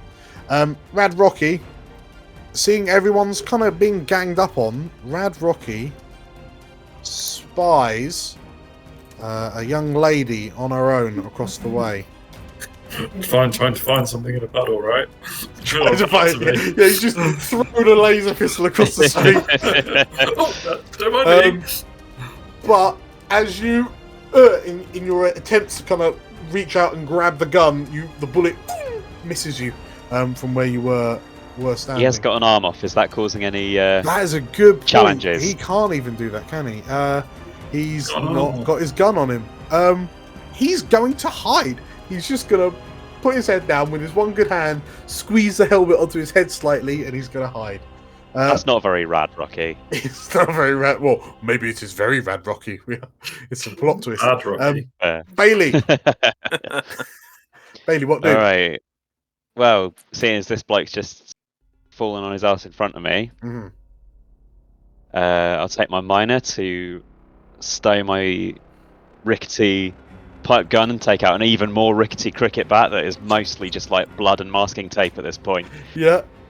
Turn it sideways in my hand and bring the side of it down on this fella Sure. vigorously. I'm gonna try and knock his head out to the cow corner. Lovely. Yes, please. Do I get any advantage from him being not prone here? You do. So the difficulty reduces by 1, which reduces it to 0. So Magic. you have the option of either automatically hitting and going straight to damage, or you can roll as normal and then potentially farm some action points, but also potentially suffer some complications along the way. Oh, let's roll them bones. Okay. Yeah. Right, just swing this directly down. It's somewhat On this uncouth little to fella. play golf with a cricket bat, but you know, we do what we must. Oh, So that doesn't Never mind, matter. eh? You still hit. So roll for damage, and this is to the head. to the head. Nice. 3 Nice damage solid thunk. to the head, and boom! And like you hear this guy's neck snaps to one side as you put a big old dent in the side of his noggin. Work goalie. Marvin, the hooligan in front of you is being grappled by Ras. What do you do? I am gonna boss him. And So- you said because he's grappled, I get an extra You get an D20. extra D20. If you Nice. want to buy another, you can grab a party action point You from know the party what? funds. I am going to do that. 4 D20! Let's see how Right down it the middle. goes. Oh, Hey, 4 Hey, successes! nice. So that is 3 surplus. So you shoot the party funds right up to 5. Oh my Um, goodness. Nice. You buzzsaw him in the right leg. Roll for damage, and you Can can. I buy an extra damage dice? to go So, with it? for 1 action point, you can buy 3 damage dice. I would like to do Ooh. that. Thank you very much. Yes. So that makes it Uh, That is that's wonderful. 9 damage, ignoring the piercing This is one. brutal. Marvin has Oh had my enough God. of this shit. So as Ras grabs this hooligan's arms, you you describe to me how this happens, Marvin. I think as the hooligan is being held in place, Marvin is gonna go like, "Thank you, doctor," and then cuts the guy in half. So that the doctor is left holding the 2 parts, sort of loosely. Proper Mortal Kombat style. Chance to put it Okay. together a little bit. Successful operation. This is not quite right. Not quite. Oh my goodness. Okay. Marvelous. You've still got a minor action if you want to move around. I or- would like to move closer to not so rad Rocky. Okay. So as you buzz toward, you kind of float over the barricade that he's hiding behind. Hello, Um, I am here to assist. Augusta. Augusta would look at this 2 halves of a corpse in front of her and say, "You there with the cricket bat? I do believe this is called a limb before wicket." And then roll over to now very enamoured with Marvin and attempt to stab in at Rad Rocky. Sure. Okay, roll to hit. You ignore the cover because you're in melee. Could I get, because I've been so unsuccessful, I would like to use a party AP to put it up to 3 Sure. D20s, please. I'll knock And- that down for you. Thank you. Oh, I'm In- so sorry. In any other game that boy. we would normally play together, this would be fantastic. It's all You know that. what the problem is? That you're trying to use a switchblade in Sid Cup when you are when you're too close to Lewisham. You don't play. You don't bring a switchblade to a Lewisham fight. That's, Yeah. You bring a buzzsaw, evidently. Yeah. Right, Mona. Mona would like to use a minor action to pick up her laser gun, and hope that no one has noticed. No, you definitely got away with that. Yeah, Yeah, for sure. right. Yeah, that's For fine. To get her gun back effectively. She would like to shout over towards Rad Rocky, and basically shout to him and say, "Whoever you are, give up the fight, and we will let you live, but only if you stop fighting us now." Give me a speech check, and I'm gonna say. Tell that to Shiny. I'm gonna say it's difficulty 2 because you've been fighting for a little while, and he's being accosted by a Mr. Handy that's splattered with blood. That's fine. I'm gonna just go for two successes. Do you want to go for an additional d20? No, I don't, because Oh. effectively Mona doesn't actually care whether he submits or not. She's just giving him the chance. Okay. Really? Yeah. Okay. So I reckon. Sorry, Augusta. In this moment, so Rad Rocky sees Marvin and Augusta like they're coming for him. He can see you standing up and like you very, pick up this very discreetly kind of pick up this laser pistol from the ground. And you never dropped it in the first place. And as you shout across, his resolve shatters and oh god, and he turns to flee, but he hasn't fled yet. Does he turn towards the station or not? No, Or it looks elsewhere? like he's running away. He's Okay. planning on running away from the station. That's fine. Yeah. Cheers. Happy, you're currently embroiled in a fight with alongside Bailey with a hooligan. What do you do? I'm just. Yeah, I love a bit of a scrap me. Let's go. This guy's put. Float like a butterfly? down. Oh yeah. Sting like a knuckle. Right. Let's go. Roll to hit. As this Just a regular. hooligan Nah, tries to parry you missed. with a. Ha. So you go to swing, and he kind of blocks your arm with his crossbow, flicks you away. Do you want to use a luck point to reroll? No, I'm happy. This Bailey's got him. Don't worry about it. Okie dokie. Rast kind of looks around. Rad Rocky. So Rad Rocky's just gonna do a runner. In a kind of one good arm flailing above his head. The two of you, Augusta and Marvin, who've kind of got him boxed in. You can either choose to let him go, or you can get 3 attacks in on him. I would like to attack him, please. yeah, same. Okay. It's not going to be any point in me, but I'm looking forward to seeing what Marvin does. Yeah, for sure. Sure. Okay, so we'll quickly jump ahead to Marvin real quick. Marvin, as he's running, I'm going to reduce the difficulty by 1 to make it 0. Okay. So you can choose to roll and potentially farm AP in complications, or you can just auto hit. I think I'm gonna auto hit. Okay. And do you want to spend any action points on additional damage? Is the team okay with that? Yeah. Let's Yeah, roll knock that out. let's roll 7 dice again, I think. That seems fair. I will happily watch you saw people in half all day. Absolutely. That was close last time. 5. Well, Right. Hang on. I'm just gonna real quickly find out what location you hit. So left leg. Okay, cool. So as he goes to run, your buzzsaw arm kind of aims down, hits his leg. You triggered your effect, so you pierce through the armor, doing a critical hit to the leg. So he takes 5 damage. It's just got an 18 rating.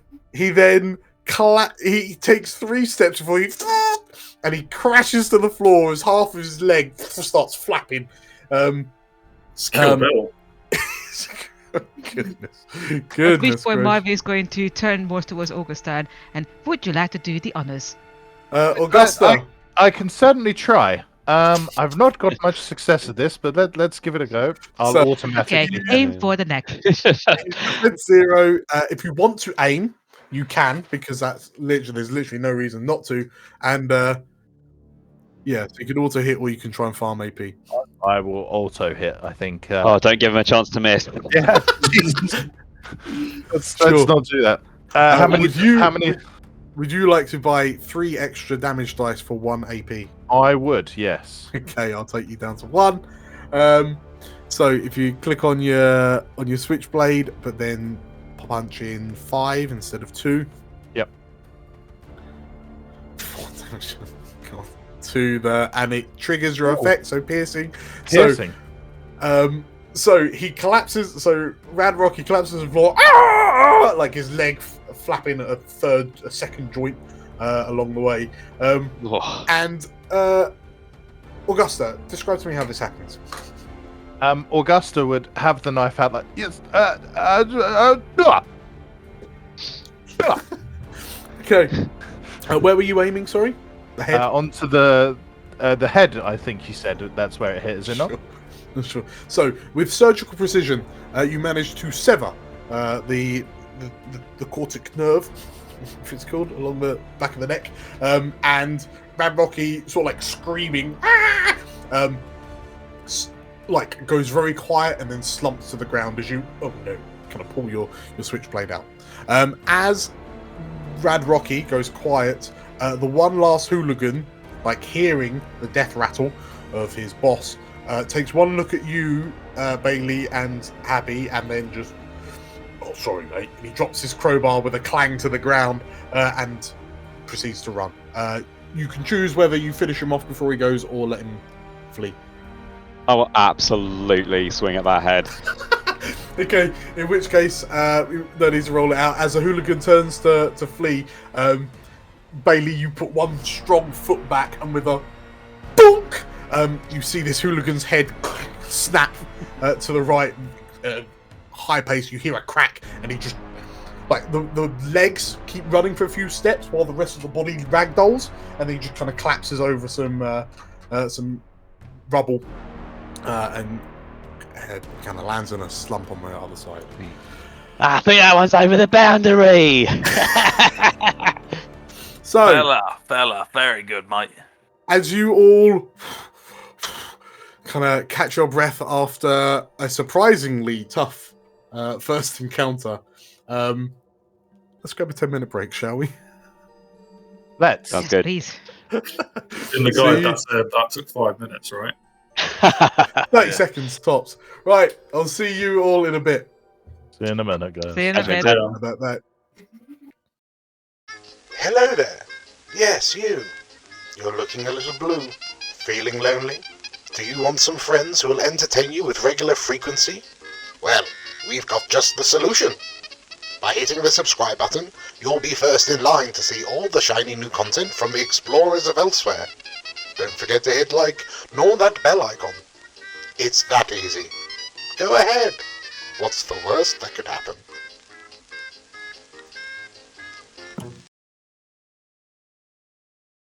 Welcome back, Wastelanders. That was ropey. Under control. Completely under control. It What you're talking about? took a little while, but you found your feet, and before you knew it, you were cutting people in half. That's just like any Wastelander. Hey, to be fair, there were puddles and everything involved, so Like, it's drizzly. It's it's a bit cold. Makes you think. Yeah, no, we get it. So, in the immediate aftermath of this battle with the raiders, Dr. Rast looks to you and sort of like gestures towards the entrance to Sidcup, like train station, like tube station, and he kind of looks to you all and, "Shall we?" he says, like breathing heavily. You can see some condensation on the inside of his gas mask lenses. hey, I thought you were a cream doctor. You started injecting people. He nods and I found that a good supply of stim packs is a very important thing to have in London. I've So discovered. You do have some valuables in. The expressionless gas mask regards you before he turns and kind of heads in. He does stop by you, Mona, and I apologise for earlier. It was uncouth of me not to ask in advance, but I felt that it was necessary to ensure that you were fighting fit. She looks at him and she says, "It's fine, Doctor. I'm not ungrateful. I just like to know what I'm being needled with." He Move on. He nods, and just a standard nuclear health service endorsed stim pack. Only the finest from the NHS. That's fine. God bless She him. leaves it at that and walks off, and probably walks towards the bloodstain and crouches down next to it. Okay. What's everyone else doing? And also, Mona, if you want to, you can buy some information for an AP. We can ask a question for AP. Oh, okay, I was thinking of doing a science check instead. Oh, that, yeah. Is Let's that do medicine check. one success? One success. Okay. What is it you'd like to know? Just similarly to before, I want to know whether this blood is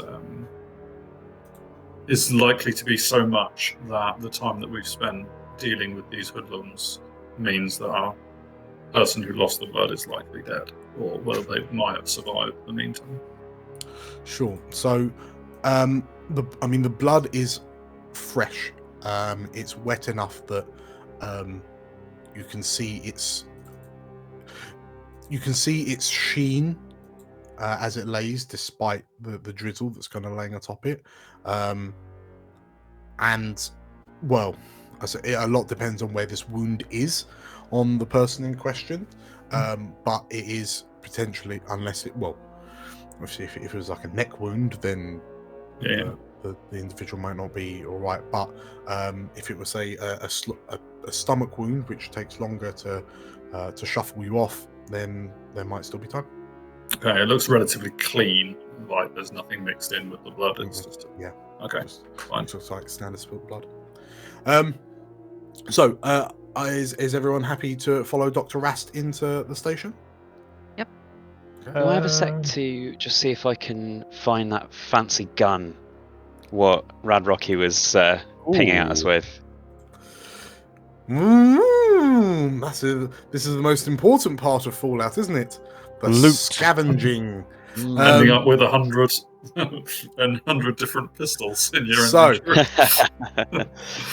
So between you, so as you kind of take a chance to kind of stop and breathe, you find a grand total of 15 bottle caps among the bodies, and also 10 plus Bottle caps are currency. For Tom's bottle benefit. caps are currency. Yes. Easily pocketable, but very hard to make. You find 13.38 bullets. So that's the ammo usually used for things like pipe weaponry. Well, like guns. So I think Bailey and Happy can benefit from 0.38. Okay. And then if you want to divvy those up between you. Specifically, Bailey, if you give me a let's say a survival check to see if you can find the pistol that what's his face had, Rad Rocky. Given that this is quite selfish, how did the team feel about me chucking an AP at it? No, go for Fine. it. Whatever you want to do. It's gonna definitely improve the team later on, so it's fine. Cool. Very kind of you. Alright, so chuck an extra AP at this boy. It's going to be 3 dice total then. Okay, so success one is all I'd be asking for, because you kind of watch the gun arc out of Rad Rocky's stumpy hand, fingerless hand, once you were done with it. So, sure enough, you chance upon It's got a bullet score mark across it, but you find his weapon, which I will chuck into your character sheet in a bit. Thank you very much. Cool. So you notice that it's similar. It's a revolver. It looks like a standard revolver, but it's still kind of made of wood and rusted springs and whatnot. There is a crude, very blunt knife attached to the barrel of it in an almost bayonet Nice. style.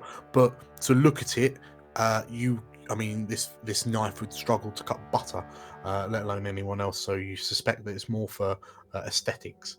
Let's give it a try, though. Yes, buttering or the stabbing. So as you find this gun and sort of like look around and sneak it into your coat, as you scurry across to join the others, you cross the rickety walkway leading through the entrance of the tube station. The old metal creaks beneath you, underscoring the howling of the radioactive windstorm building outside. An elevator stands at the end of the path to the Pindar. Above its dented doorway hangs a wide, white sign from the old world. A notice from the London Underground that reads, "Mind the Gap." As you kind of enter in, it's even kind of murkier and it's murky and dusty inside this station as you enter in. Like the sounds of your footsteps echoing out and reverberating around you. The trail of blood that you notice outside is distinctly more noticeable once you're in. You notice it's smeared across the handrails of the walkways, and bloody handprints stain the button on the elevator at the end of the corridor. If anyone's interested and would like to make me a medicine check, please do so now. I can do that, unless we have anybody else who's particularly medical. Yeah. Mona was just thinking, was probably just eyeing up the ghoul to see whether the injuries are something that she might be qualified for, but it probably gets distracted by this instead. Unless Augusta particularly wants to go ahead and do it. You go for it, buddy. I think that's much more likely for yours. We'll tell you what. If it's Mona that's now looking at the blood stains, given that you are inspecting it outside, looking at the blood, which is kind of less disturbed by the elements, it is abundantly clear that whoever is injured does not have long to live if they do not receive immediate medical care. Sure. Do you still need a roll for this new one, or not? No, that's fine. Based off what you were rolling outside, this just kind of reinforces the fact. Unless you want me to roll to add to our action points. Oh, if you care to roll, yeah, give me a medicine. Didn't matter. You do not care to roll. No. You do not care for action points. So the blood trail kind of leads across the floor. It's clear that someone was kind of using the handrail on the side to kind of pull themselves along, and they was just kind of slapping at the elevator button a number of times, given the handprints. Apart from the ticket office, which appears to have had the ceiling kind of collapsed in on it. The only thing besides yourselves and your thoughts is the elevator door. Mona's going to turn immediately to Rast and say, "Do you know who's bleeding? Do you know who this belongs to?" He looks to you and, like, the shoulders, the body language shows someone kind of putting on you can't see it, but you would assume he's putting on a brave face. There's a stoicism in his body language. I can't be sure, but I have an idea who it might be. Your daughter? The stoicism shrinks away, like melts away from his shoulders. I hope to God not. So you didn't see a person get wounded? You don't know? No, I just followed the sounds of the screams and the gunfire. Right, well, we haven't got long. She tries to leave it at that so that she's not confirming his fears that, this person hasn't got long, and just turns to Happy and say, we need to follow this quickly. Would you mind? No, not at all, my friend. Not at all. Oh, what, that shiny bot though, he's pretty handy. And I'll go over to it and I'll just like, pretty handy, my fella. You got struck by a gun 2 or 3 times and nothing.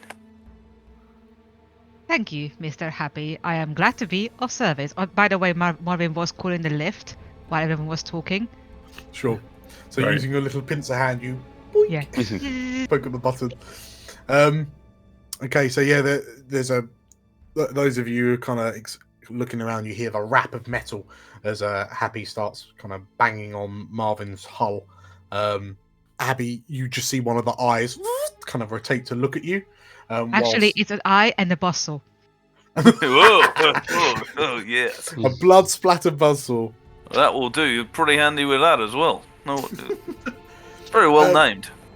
So, you hear a small ding, and the door to the elevator begins to slide open. It jams for a moment, halfway, and then kind of struggles for a moment before fully opening. You notice the kind of the ceiling, one of the ceiling tiles of the elevator is kind of bowing in a little bit. Clearly, something's landed on top of the elevator, but yeah, it welcomes you inside. And there's only there's only one exit kind of thing. It's just taking you underground. But as you begin to descend, the small elevator rumbles and shakes unsteadily as it descends, deeper and deeper into the earth. The lights lining the threadbare walls flicker a few times, but remain lit, illuminating a sticky pool of blood gathered in one corner of the floor. At last, with a grinding shriek of metal gears, the elevator slams roughly into the bottom of the shaft. With a cheery ding, the doors slide open to reveal a bare underground corridor of exposed pipes that stretch on for some 30 feet before they bend to the left. Smears of fresh blood are evident along the right side wall, leading to a closed steel door halfway down this stretch of hallway. 2 human skeletons lie entangled with one another just off to the side of the door. The decomposed corpses are dressed in dusty blue suits. What do you do? Could I grab one of the ties on the suits, please? Sure, so you headed to the skeletons, yeah? Yep. Okay. What's Bailey doing? I am probably just gonna hang back a little and watch the corners and the shadows while everyone else is kind of digging around. Sure. As you're watching out, you notice that Rast is his head's on a swivel alongside you, and like you hear him kind of like a grumble, like a rumbling noise coming from his throat as he, like a voice, a sound of concern or apprehension. Augusta, what's you doing? I would want to look at the faded blue jumpsuits to see if they matched my own. So as you approach, like as you start to walk towards the skeletons, it's quite dusty down here, and you manage to stop before you kind of get too far and notice that there are a number of red laser beams. Some at like low level, like ankle height or knee height, some at head height. These appear to be laser guided tripwires that are blocking access to the door and further down the hallway before it turns around, like kind of curves around to the left. You know that you might, like looking at it, you might be able to pick your way through the lasers to get to the door and the skeletons, or like round to the corner to the left. But it would require to physically move over them would require some athleticism or agility. That said, you also stop and take a look at Marvin, especially given his spherical bulk, and you think, "Oh, he's really going to struggle to fit through between these wires." Could I look to see if I can find the exit point of the laser on one side to see if there's a way to disable any of these? So, looking around, you notice that these tripwires appear to be connected to two separate control panels. One of them, you notice, is high up on the wall, and the other is kind of at chest height. You reckon if you're able to disable those, you would then disarm the tripwires. Going back to your kind of deductions about about Marvin's bulk, given that they're given the Marvin is higher off the ground, you reckon that it'd have an easier job of getting to the panel up top than anyone else would. I say, Marvin? It is Marvin, isn't it? It is, yes. How may I assist? I have a wonderful way which you can assist us. Do you see that panel up there, old boy? Yes, I do believe I do. I think, and I could be wrong here, but I'm much better at the science stuff than I am with the bladey stuff, that perhaps if you can get up there, you might be able to disable these nasty little red lasers. I see. Just a moment. Right, can I take a look at the panel? Sure. So, looking at it, for you to disable it will require a science check. You are able to kind of engage your thruster to get a bit more height, which makes it a lot easier for you to access. So you realize that the difficulty will be lower if you were to go for the one up top. The one at kind of chest height is like anyone can give that a go. But you surmise that you'll have to kind of deactivate both in order to take off the tripwires. Okay. One thing that Marvin you've learnt very painfully in the past is that if you were to try to disarm the tripwires and not do great, you'd risk setting off the tripwires and entailing whatever consequence comes from setting off the tripwires. The alternative is, you're big, but you might be able to fit through. Wait, you said Does it look like the area we're trying to crawl through is the wires that would stop me from going through, right? So it's basically the lasers, the way that the lasers spaced out. It would be a bit like crawl under, jump over for the flesh bags, but for you to just kind of get your booster to like thread you between the lasers, given that you're quite round, you might struggle I am going to be fit through. very honest. I think Marvin would go for the disabling the tripwire because he's thinking like, even if they blow up, I am probably gonna be okay. Yeah. So it basically, if you're able to disable one of the sets of tripwires, then it won't be as difficult for you to move over them, Marvin. But for everyone else, it'll be the same. If obviously between the lot of you, you're able to disable all of the tripwires, then you can just walk through. When I say disable, do I actually need to disable it or just damage it? Tomato, tomato. But yes, it would be a science check.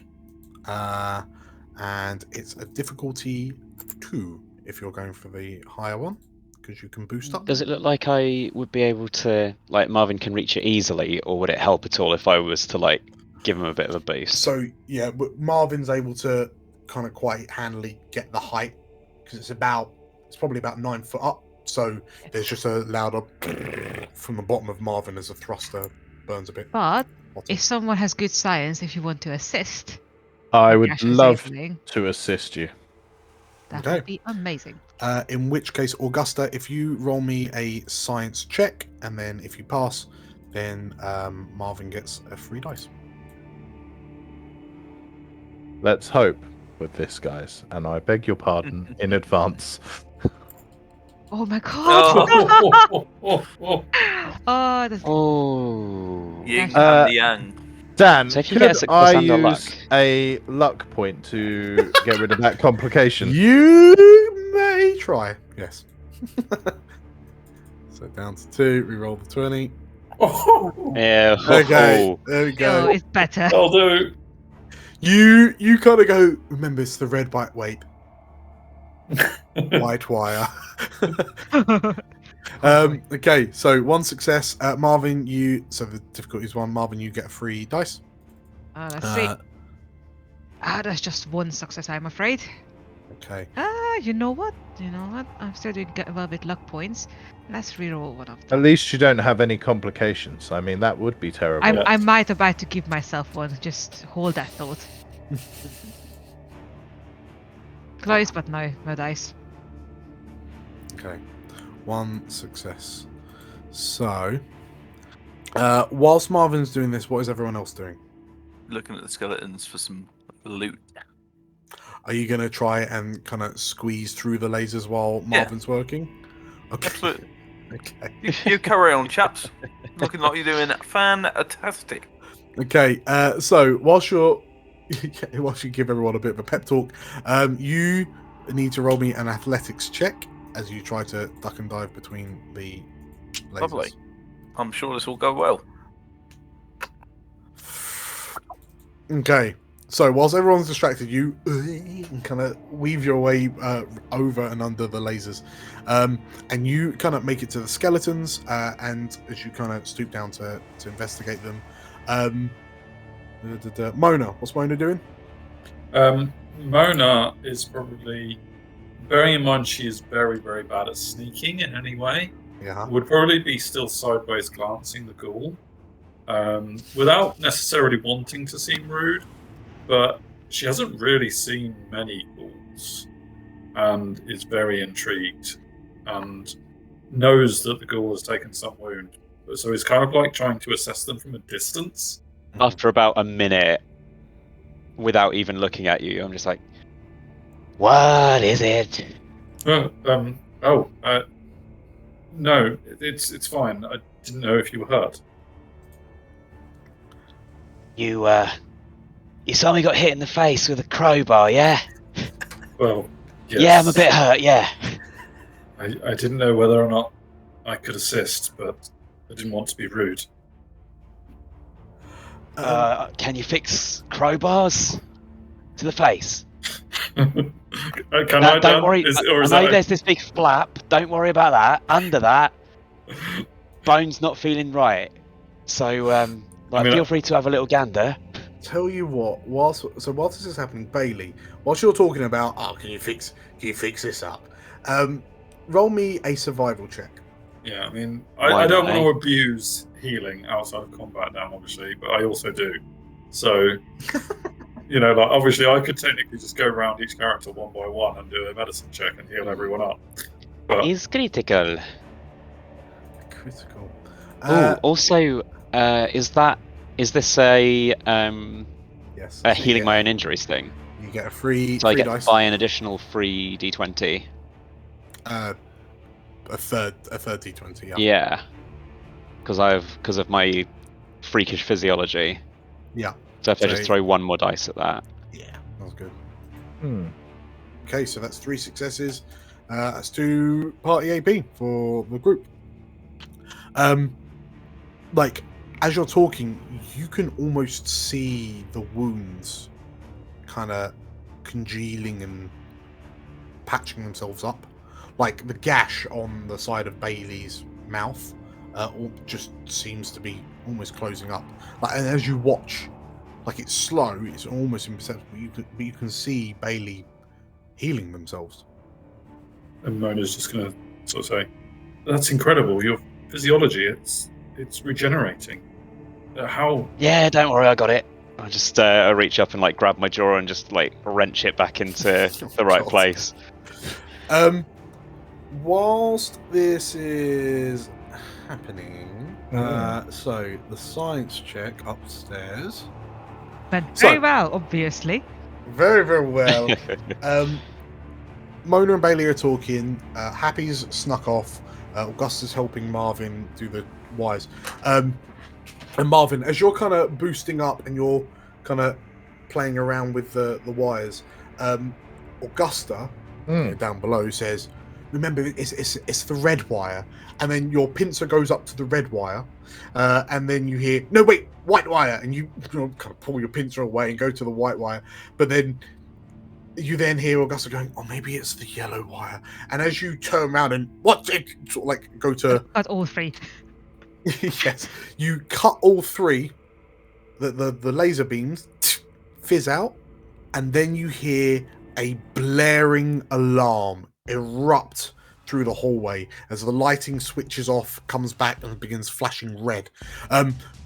Rast looks to you, like his head whips round and looks to you in a panic, and "Oh, that's not good," he says as he looks to you all. And Happy, you're like, you've just kind of got your hands on the tie of the skeleton, and then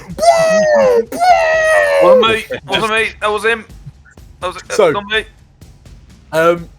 Rast looks to you, and this deafening alarm kind of pounding your eardrums. Rast looks to you and we need to hide. The security will be coming.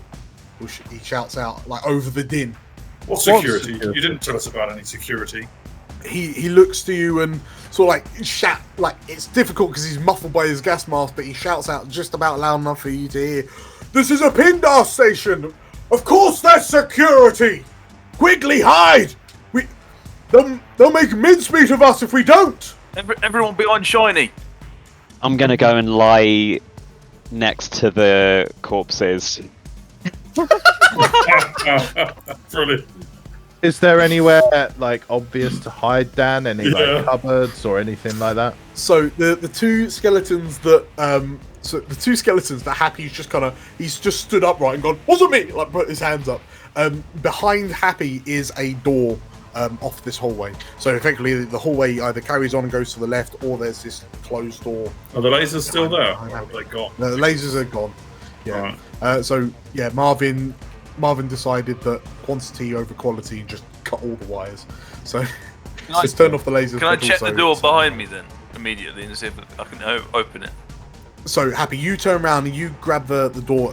You notice that the door handle is also blood stained, and as you go to turn it, you notice that the door is locked. There is, however, a keyhole.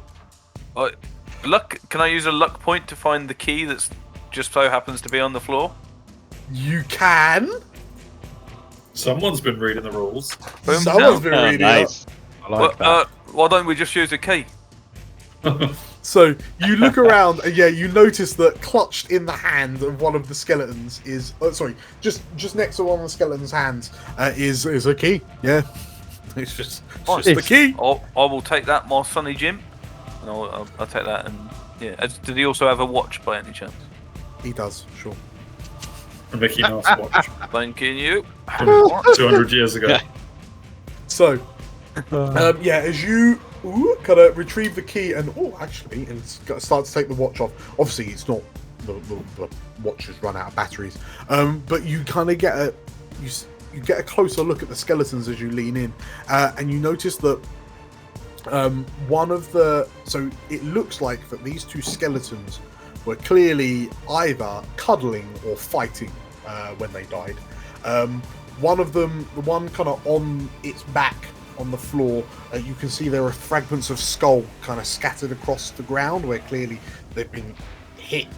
They've hit the wall, hit the ground with some velocity. But the one on top, through, so as you kind of move it to get access to the watch, you notice that pinned in place with the fabric of the blue, it's like a blue business suit, pinned in place, kind of wedged between the ribs is a knife. Like a very, very rusty knife. You notice, you managed to free your watch off the knifed skeleton. A lovely, a jubbly. And I'll open the door. Okay, the door swings open and you just kind of gesture to it. Rast kind of looks you and I don't know where you found that key, but well done, he says as he rushes past you and just kind of ushers you in. And you can hear the sounds of kind of metallic gears and heavy footsteps coming from round the corner to the left. As we go through, can I also go and probably, for that great work I did, worth one of your pointy stem chips, right? And I'd like to barter with him. What, for one of the stim packs? Yeah, stim packs. He looks to you and, if you need one, I'll use one, he says. Good man, you stay close, my fella. Okay. But yes, Rast kind of gestures for you all to come through. Hurry, quickly! They're almost here. I'm going to sheepishly get up from the skeleton pile. Okay, so Bailey, you're the last one to come in. As you kind of go to step through the door, and Rast is beginning to pull the door close, you take a chance to look over your shoulder, and you can see what appears to be like a red light beginning to emerge from around the corner, but you don't see what it's coming from before the door slams, and you hear a click as Rast kind of pulls the handle up to lock it. Can I spend an AP Yes. and ask, did that seem like it was moving as though it was attached to like something with wheels, like a robot or something? You noticed that there was an ever so slight bob to it. Okay. So, as you kind of notice that as you bundle into the room, you find yourself in a small room with two walls lined with dusty, disabled computers. Ashtrays, empty chem injectors, and broken bottles litter the floor. A single working computer and monitor glows with a dull green light on a desk cluttered with files.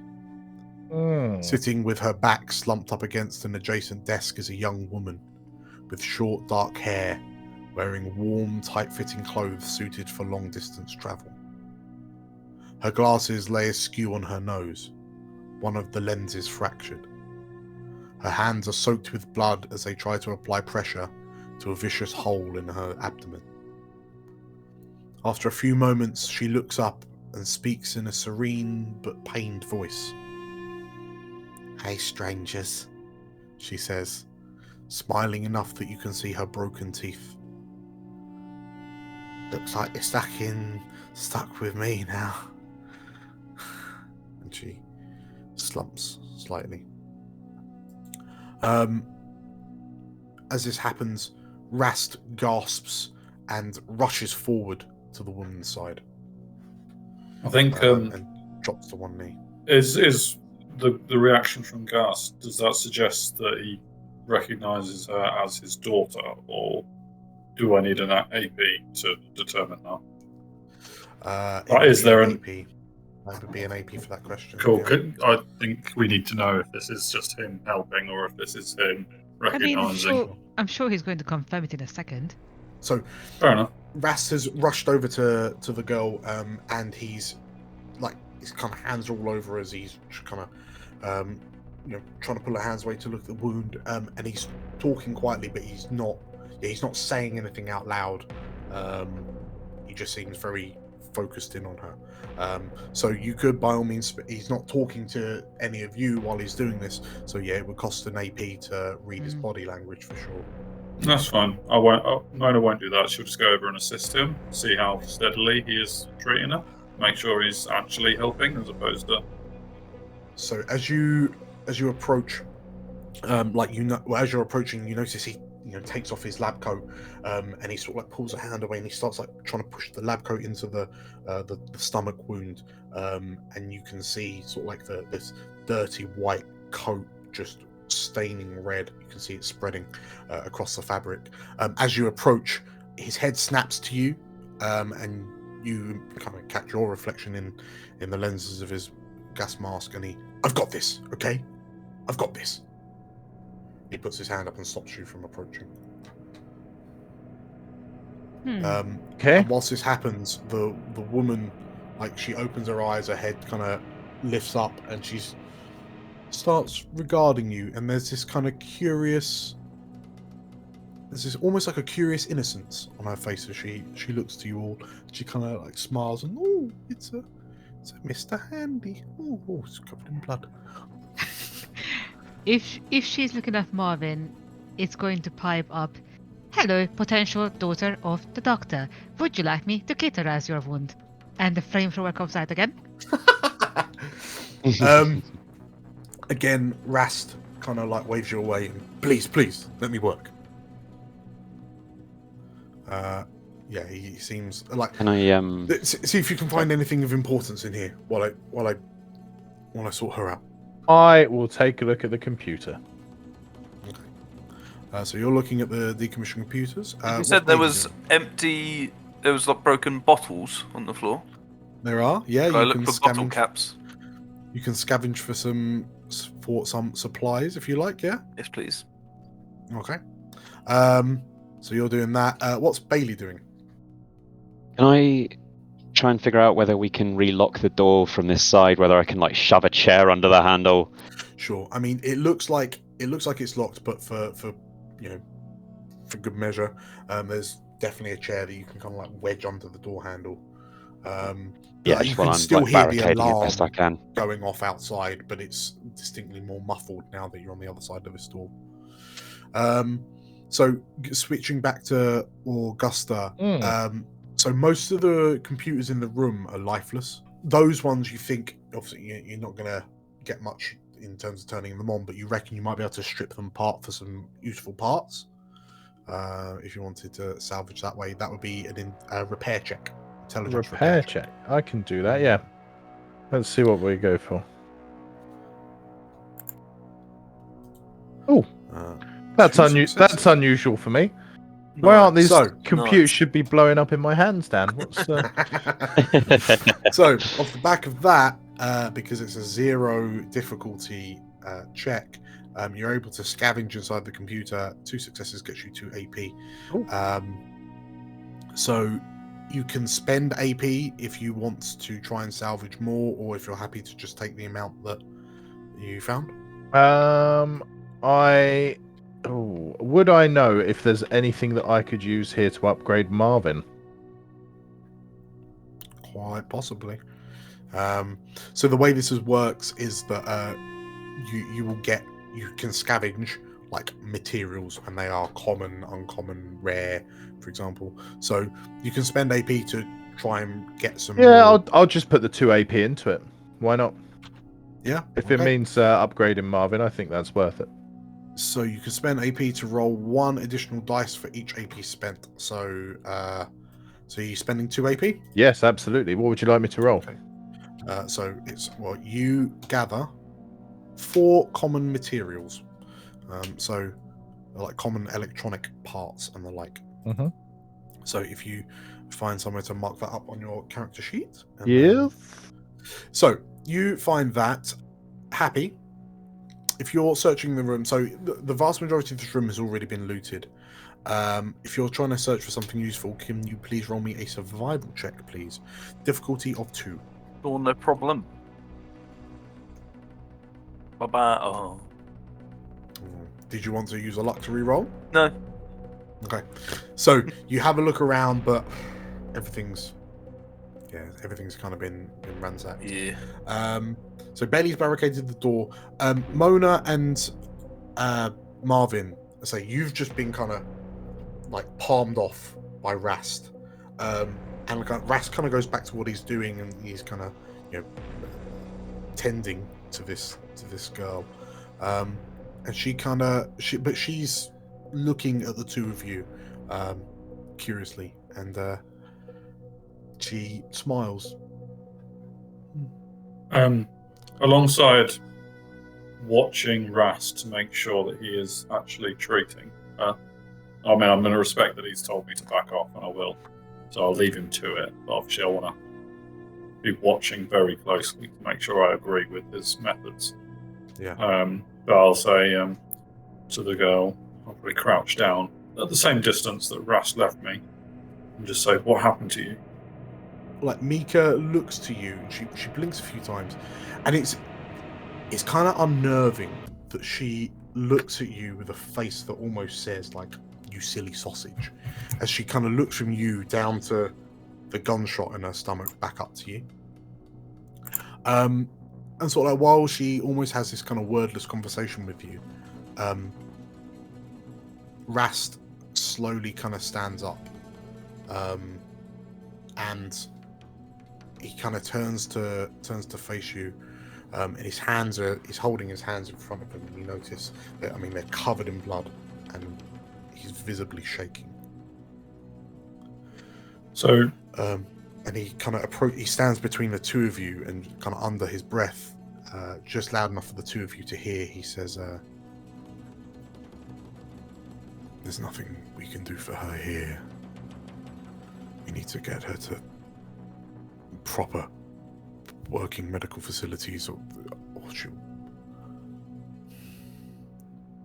the closest place is going to be Crystal Palace. But that's some journey." it's too far. So for those of you, you're all local enough to know that Crystal Palace is sort of northish from here.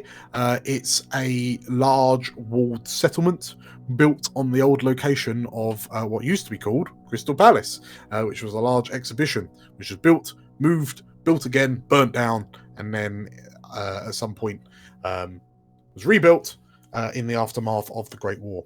It is a somewhat of a haven for settlers in the London area. As you know, as long as you abide by the rules of Crystal Palace, you can enjoy the security and trade and amenities of the city. This large settlement. Yeah, Mona's from Crystal Palace, so she'd have an idea. Mechanically, yeah. Dan, Yes. a stim pack can stabilise the dying. I'm guessing this is beyond that, right? Because, I mean, I have a stim pack, but you said Rast has stim packs.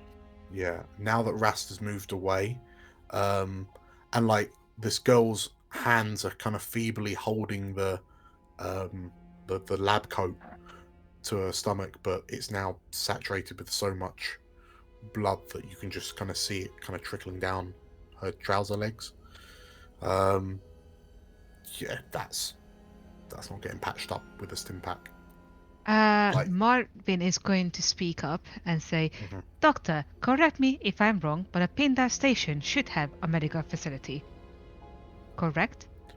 Like he nods, but he's not looking at you. Perhaps, but we won't get 5 steps through the security out there. You're not seen shiny. Take anything.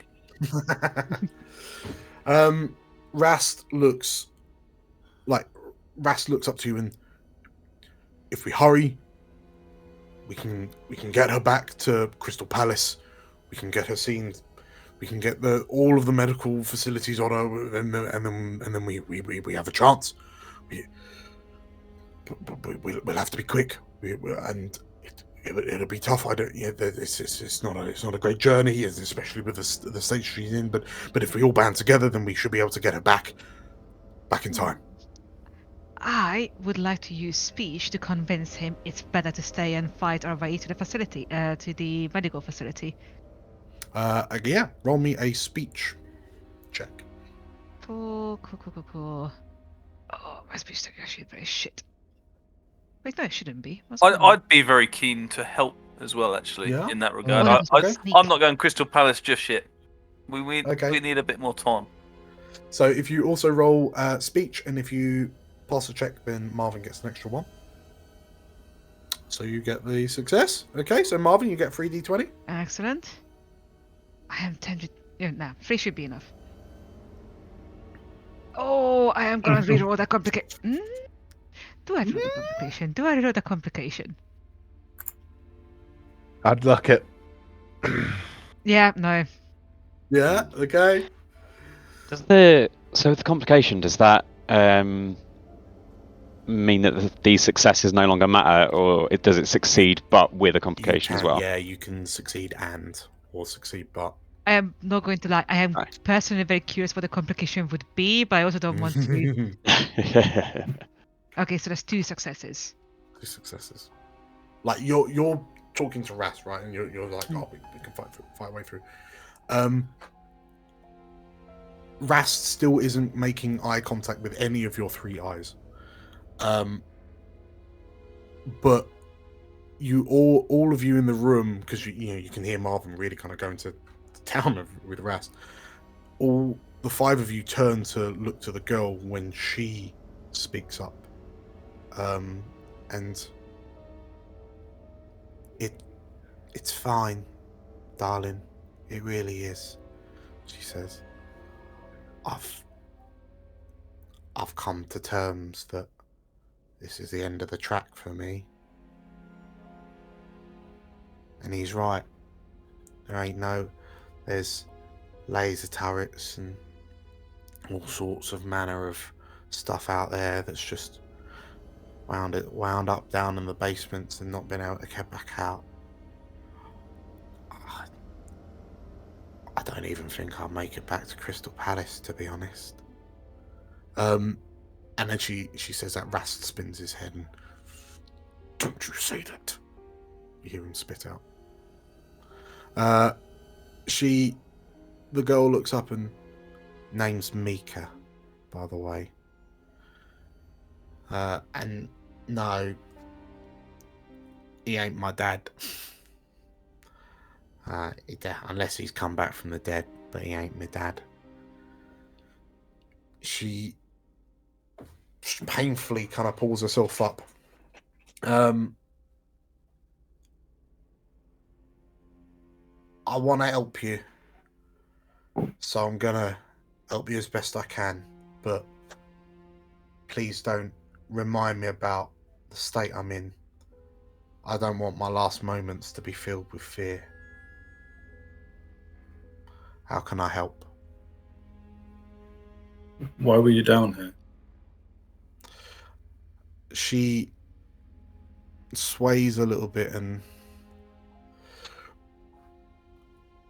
I'm an ecologist. I'm a science. I love my science, she says. And then she says that she looks over at you, Augusta, kind of looks you up and down and gives you this very kind of firm, like knowing nod. She kind of waves a bloody finger in your direction as if you're kindred spirits. I was on a scouting trip and I ran a cropper of some of those Isle of Dogs syndicate bastards. They're after something I didn't have. I managed to take some of them out. I managed to get away, but they managed to get me before I went. It's getting sloppy. I'm from a community of scientists. There's loads of us. We're just trying to do what we can to fix a broken world, you know. Mm-hmm. I don't think it's too late, you know. I think there's still stuff we can do. Were you alone? She nods. Yeah. And that was my first mistake, I guess. Or maybe it wasn't. Maybe if I had people with me, they would have just gotten shot and all. Well, if it's any consolation, the men that did this to you are in pieces outside. She, like Rast, turns and there were some hooligans that came out of the station. I believe they're the ones that chased, and she nods. They weren't. They were probably goons hired by the syndicate to finish the job, but yeah, it's good to know you took him out.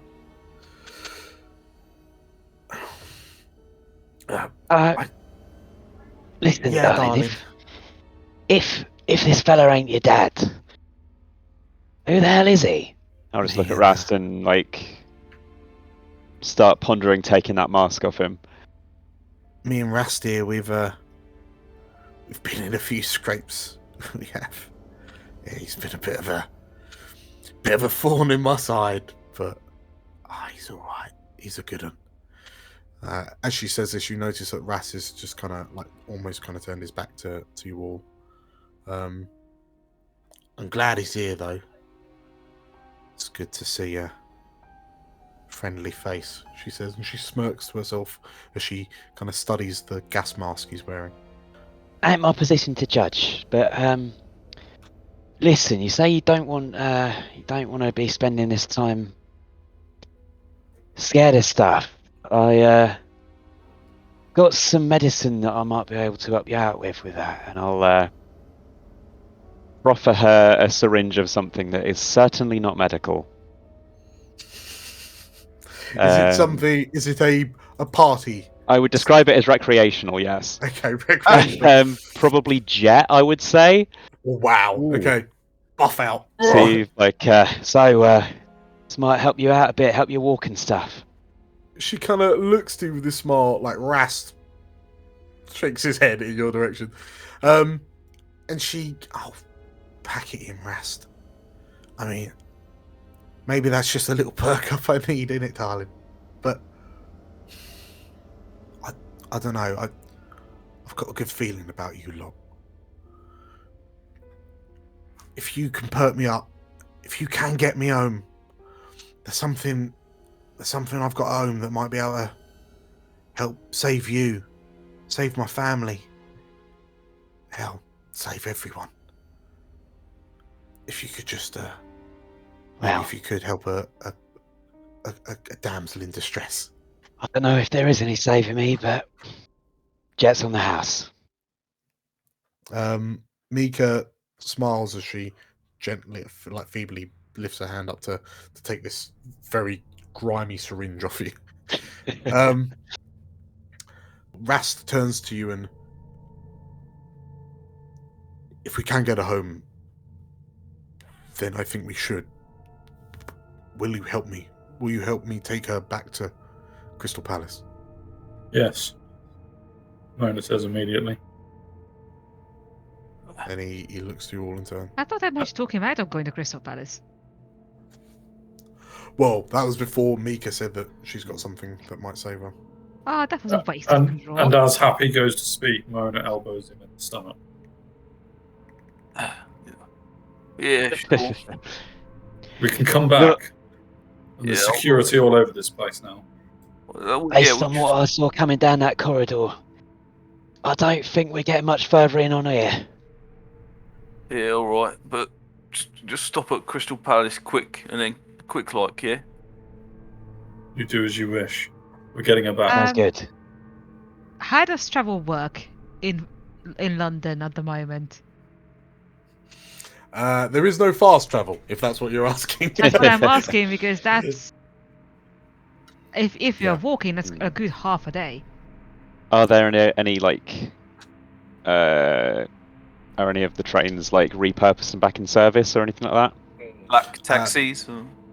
Yeah, there are trains, but all the ones that you've seen have been wrecked.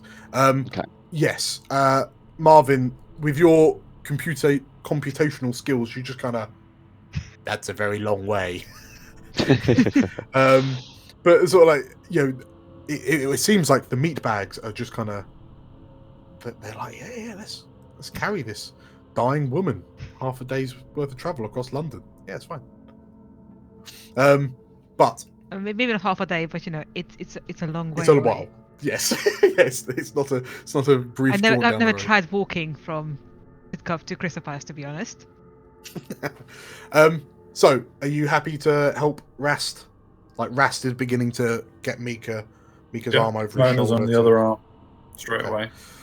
Yeah. So, as you lift her up, and kind of Rast nods his head to the door for it to open, to get one of you to open it, you notice that the alarm at some point in the conversation had stopped, and the lighting has gone back to normal. Who's leading? Who's at the front? Who's the tip of the spear? I don't mind. Eric. I've got the key as well, so I'd like to. Okay, I guess. sure. So, in which case, Happy, you poke your head out, and as you kind of step out into the corridor, You can hear the heavy thudding coming from around the corner to the left, but it sounds like it's a lot quieter now. So whatever it was is clearly further away. And as the six of you step out and you head towards the elevator, you press the button to open the elevator down. Who's at the back? Who's at the rear of the group? Because I'm guessing Mona and Rast are kind of in the middle. I think I will be. So, in which case, as you press the button on the elevator doors start to open and then kind of jam, similar to the ones upstairs. At the back of the pack, Marvin, you've got the 360 vision, right? So you're kind of watching all around. Yeah. At the far end of the hall, a floating robot appears from around the corner. Oh. And as you study it, it's similar to you, but not. You immediately recognize it as a Mr. Gutsy. Oh boy. Oh dear. The machine is a spherical bot with 3 ocular devices extending from its tops, 3 heavily armed mechanical tendrils stretching out from its base. It spins around in a circle, focusing its green camera-like eyes on you, and an alarm begins spinning and lighting on the top of its head. It looks to you, and as it sees you, shouts out, "Stop right there, scumbags!" And it kind of it begins floating towards you, Marvin, and you notice it's got a pincer, a 10mm pistol, and a flamethrower on its 3 arms as it begins floating towards you. What do you do?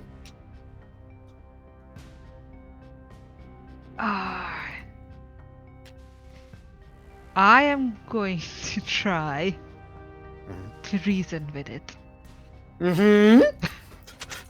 Okay. Difficulty 5.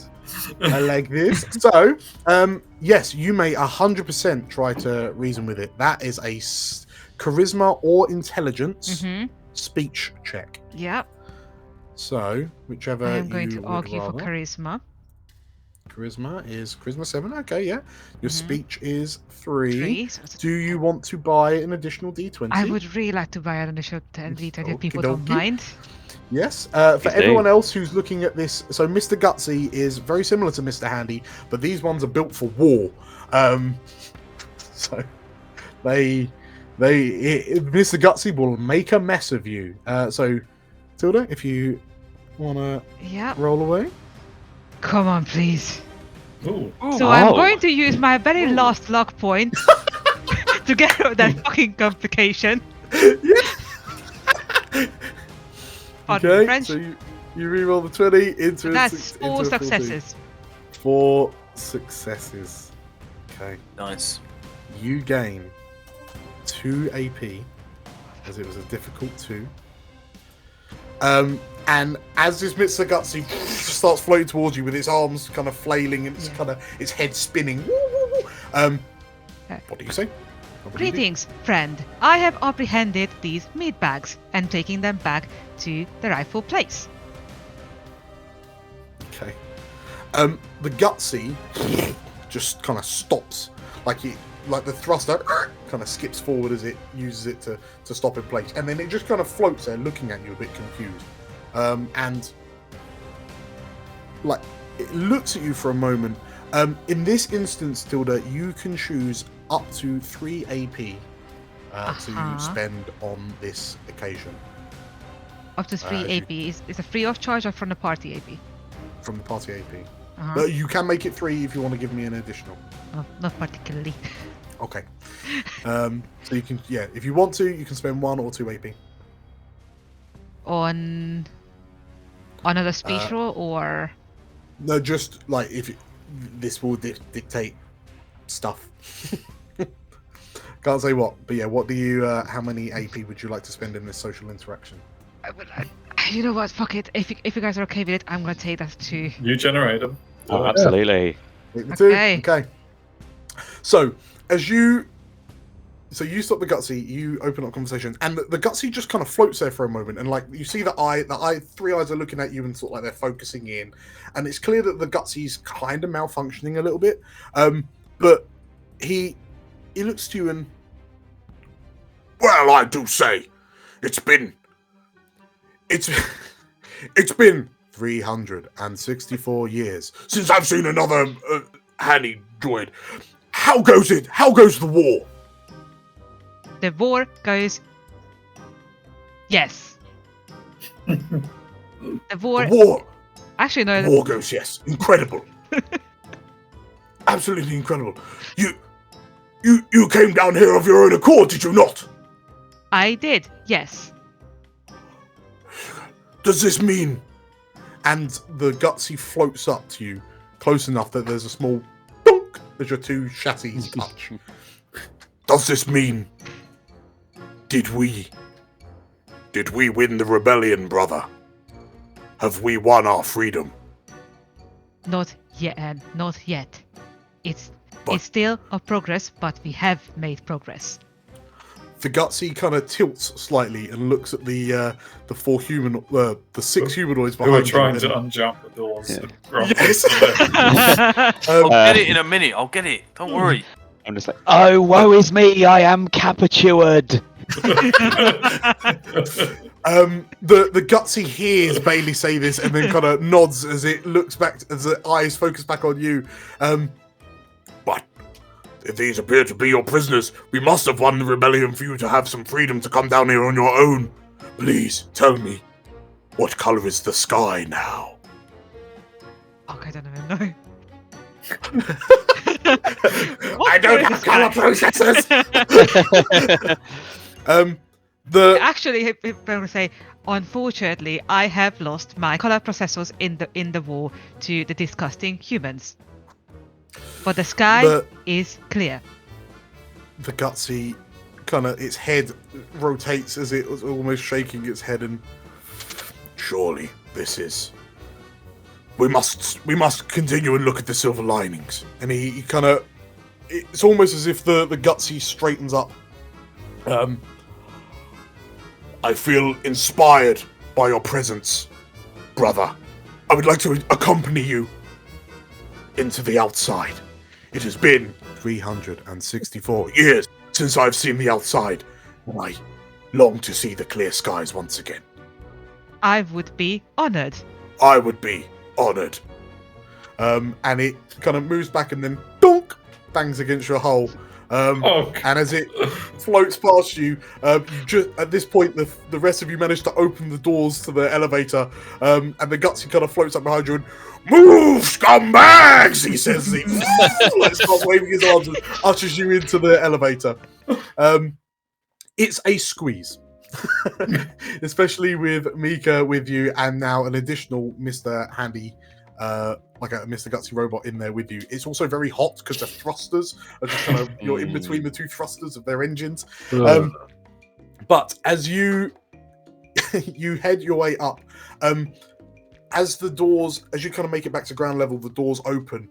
You see like a number of hooligans kind of turn to look at you as the doors open, and before you you go to reach for weapons, those of you who go to reach for weapons, but before you get a chance, this Gutsy kind of clangs against the side of the door frame of the elevator, flies out, and death to the meatheads! And it flies forward and starts shooting with the gun. Flamethrowers going.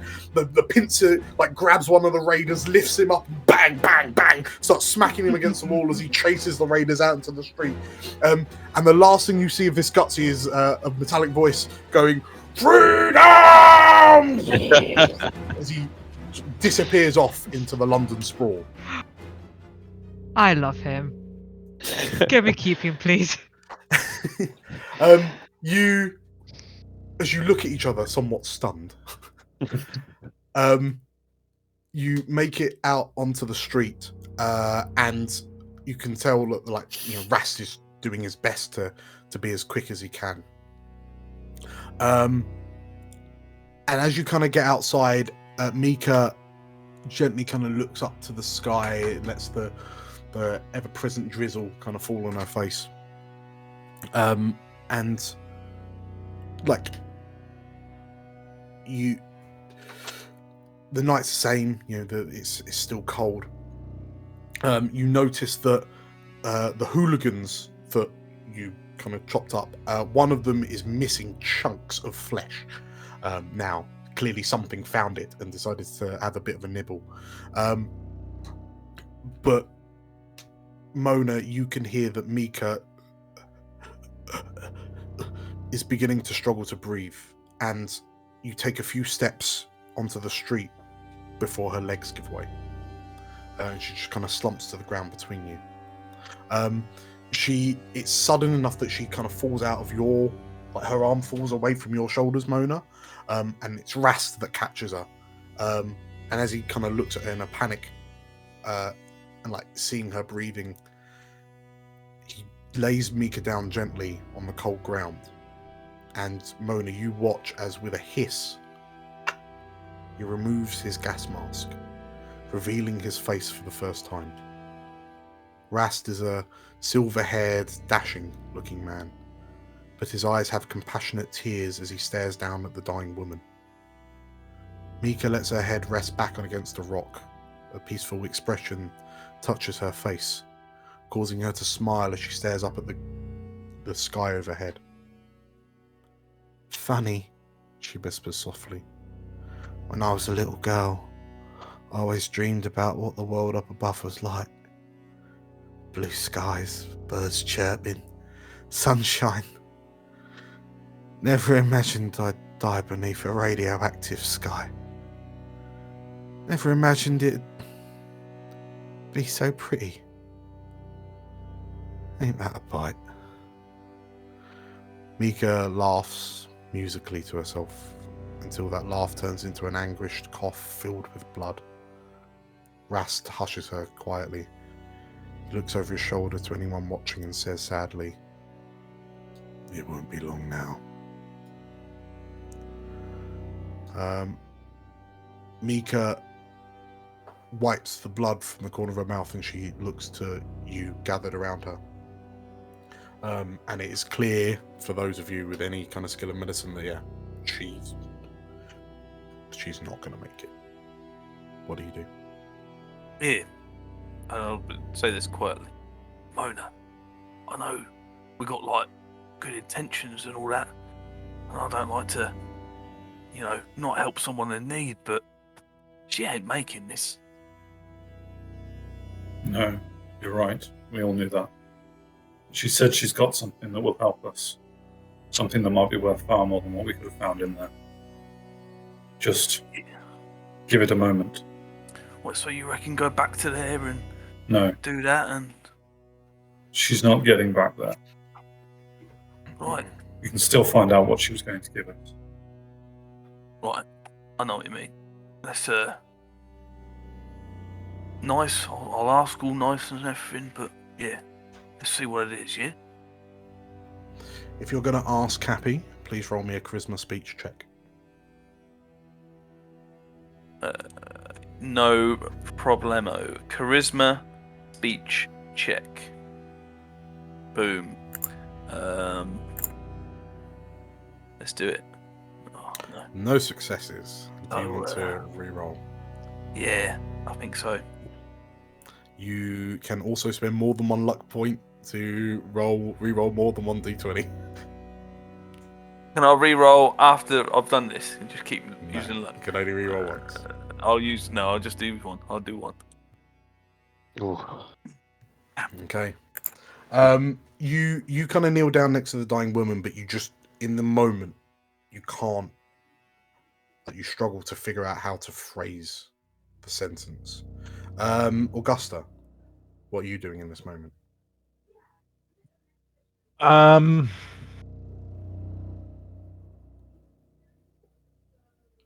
I think we should just sort of bow our head and just look on. There's not much. Augusta was a little bit touched with the kind of the look that was received through from Mona. Sorry, not from Mona. Mika. From Mika, and would just be, just head bowed, kind of thing, in respect Mona, Mhm. what are you doing? I think she's going to crouch down next to the dying girl. And probably just say to her something like, "The rads will be going through you now, so you won't feel the pain, and you shouldn't need to worry about the radioactive sky. It can't get to you anymore. It can't stop you from doing what you came to do. You may not have found what you were looking for, but you found us instead. And if you'll let us, we can still achieve what you came here for." Roll me a charisma speech check. 1 success. So, Mika slowly looks up to you, and you can see that she's at the point where it's like her eyelids are heavy. I kind of wasn't being completely honest with you earlier. I do know why the Syndicate was after me. They found out that I know where this thing is. It's an old world device. It's called they call it a GEC, a Garden of Eden creation kit. It can terraform even the most irradiated wastelands into lush, fertile places. I hid it. I found one and I hid it. I hid it near my home outside Crystal Palace. I don't think anyone's gonna find it though. I wanted to use it. I wanted to find the perfect spot and use the GEC, and then I could take my family and my friends. I could give them a perfect home right here in London. Tell us where you would have used it. Roll me another charisma speech check. Oh, I went for that one deliberately, even though I actually want to find out where it is first. But fine. Oh, luck point it is. In fact, I'll use 2 luck points because everyone else has been Okay. using them, and I haven't. No successes for that. I will re-roll both. 3. 3. Like well spent. She studies you, like she looks you deep in the eyes, and then again she turns her head to look at you all in turn.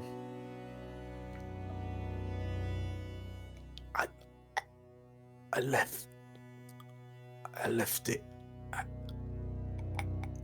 and it's clear the words are now struggling to come out of her throat. Rast is kneeling by Mika's side and soaks a washcloth with cool water from his canteen. He takes Mika's hand in his and lays the washcloth over her forehead. "I'll stay here with you. Just rest," he reassures her. Mika only manages a weak nod of her head in reply. Rast squeezes her hand and quietly asks, "You remind me so much of my daughter. She's brave, just like you." Mika stops him, grabs his arm. There's a sudden burst of strength from her as she looks back to you, Mona. "Crystal Palace. A man named Clements.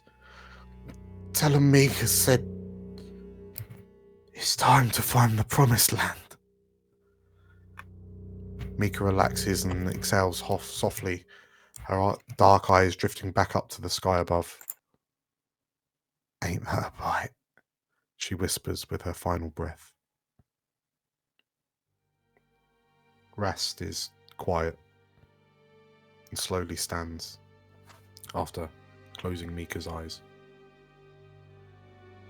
He looks to you, the blood stains staining his striped shirt. He takes a deep breath. "Are you coming with me or not? You know where she lived? He shakes his head, but Clements. If we find this Clements, we can finish what she started. We can finish a dying woman's final wishes. And who are you? Who is Clements? Who are the Syndicate? You know all of this. So, you know that the Syndicate, the Isle of Dogs Syndicate, is a professional criminal organization based off the Isle of Dogs. They're very Peaky Blinders-esque. Clements, Rast shrugs his shoulders. There can only be so many Clements in Crystal Palace, right? He looks to you all for a moment and studies you, and what do you make of this Garden of Eden? This Gek? Would I have ever heard of a Gek in my background at all? 100%. These are miracle boxes. You've heard, like, a rumor that somewhere in Washington, somewhere in America, a whole area of wasteland was terraformed and turned into like a paradise by this Gek. So I would say more or less this. Listen, if this is even a small amount correct, then London could turn into everything that it was before. Rast takes a breath and yes. What, like, no more of this? And he points up at the sky. No more of this. A fresh start. Well, that seems valuable enough to me. Let's go. He looks to Rast now without his mask, looks to you, Bailey, and you, Marvin, and you. Are you in? I always thought Geks were as mythical as the juice what turns ghouls back. But hell, maybe I can do something before I go away. Bring something back to the world. Fuck it, let's go. Marvin? It could be an interesting adventure. Rast nods, smiles, kind of tilts his head down, and you hear him kind of cough and kind of wiping his nose, and he tries to do that discreet thing of wiping a tear from his cheek. And well then, let's go. And with that, we will call it there. Congratulations, everyone, on completing the first session of Fallout London 2D20. Thank you very much. Woo-woo! That's Yeah. Yes, thank you all for playing. We found out that the London hooligans are a higher pedigree than the ones over in the Boston Commonwealth. But we all knew that, really, didn't we? So, yes, thank you all for playing. I hope you enjoyed. Thank you all for watching. Just before we leave, these beautiful people, Chris, where can we find you? Roll Dark GMA on Twitter. Lovely. And Staff and Tom, where can we find you? Over on YouTube, Proxy Table Gaming, PTG, a bit of Facebook, bit of Twitter, Lucky Sixes, all that jazz. Beautiful. And as we found out earlier, no one's going to be able to find Tilda. She's hiding very, very well. Tim, you can find in Yellow Pages. So, with all that said, once again, thank you all. If you enjoyed, make sure to hit the like button, leave some comments about bits that you did or did like, any improvements or any rules that we got wrong. We have loads of other stuff coming out, so make sure to hit the subscribe button and hit the bell icon for notifications of future uploads. And I guess I'll see you all later. See you soon. See you See you later. soon, everyone. Good luck out there. Bye. Bye.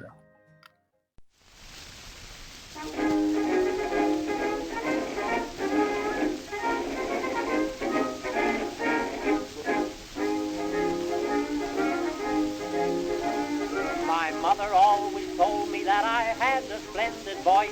In fact, I'd sing in opera if they'd give me my choice.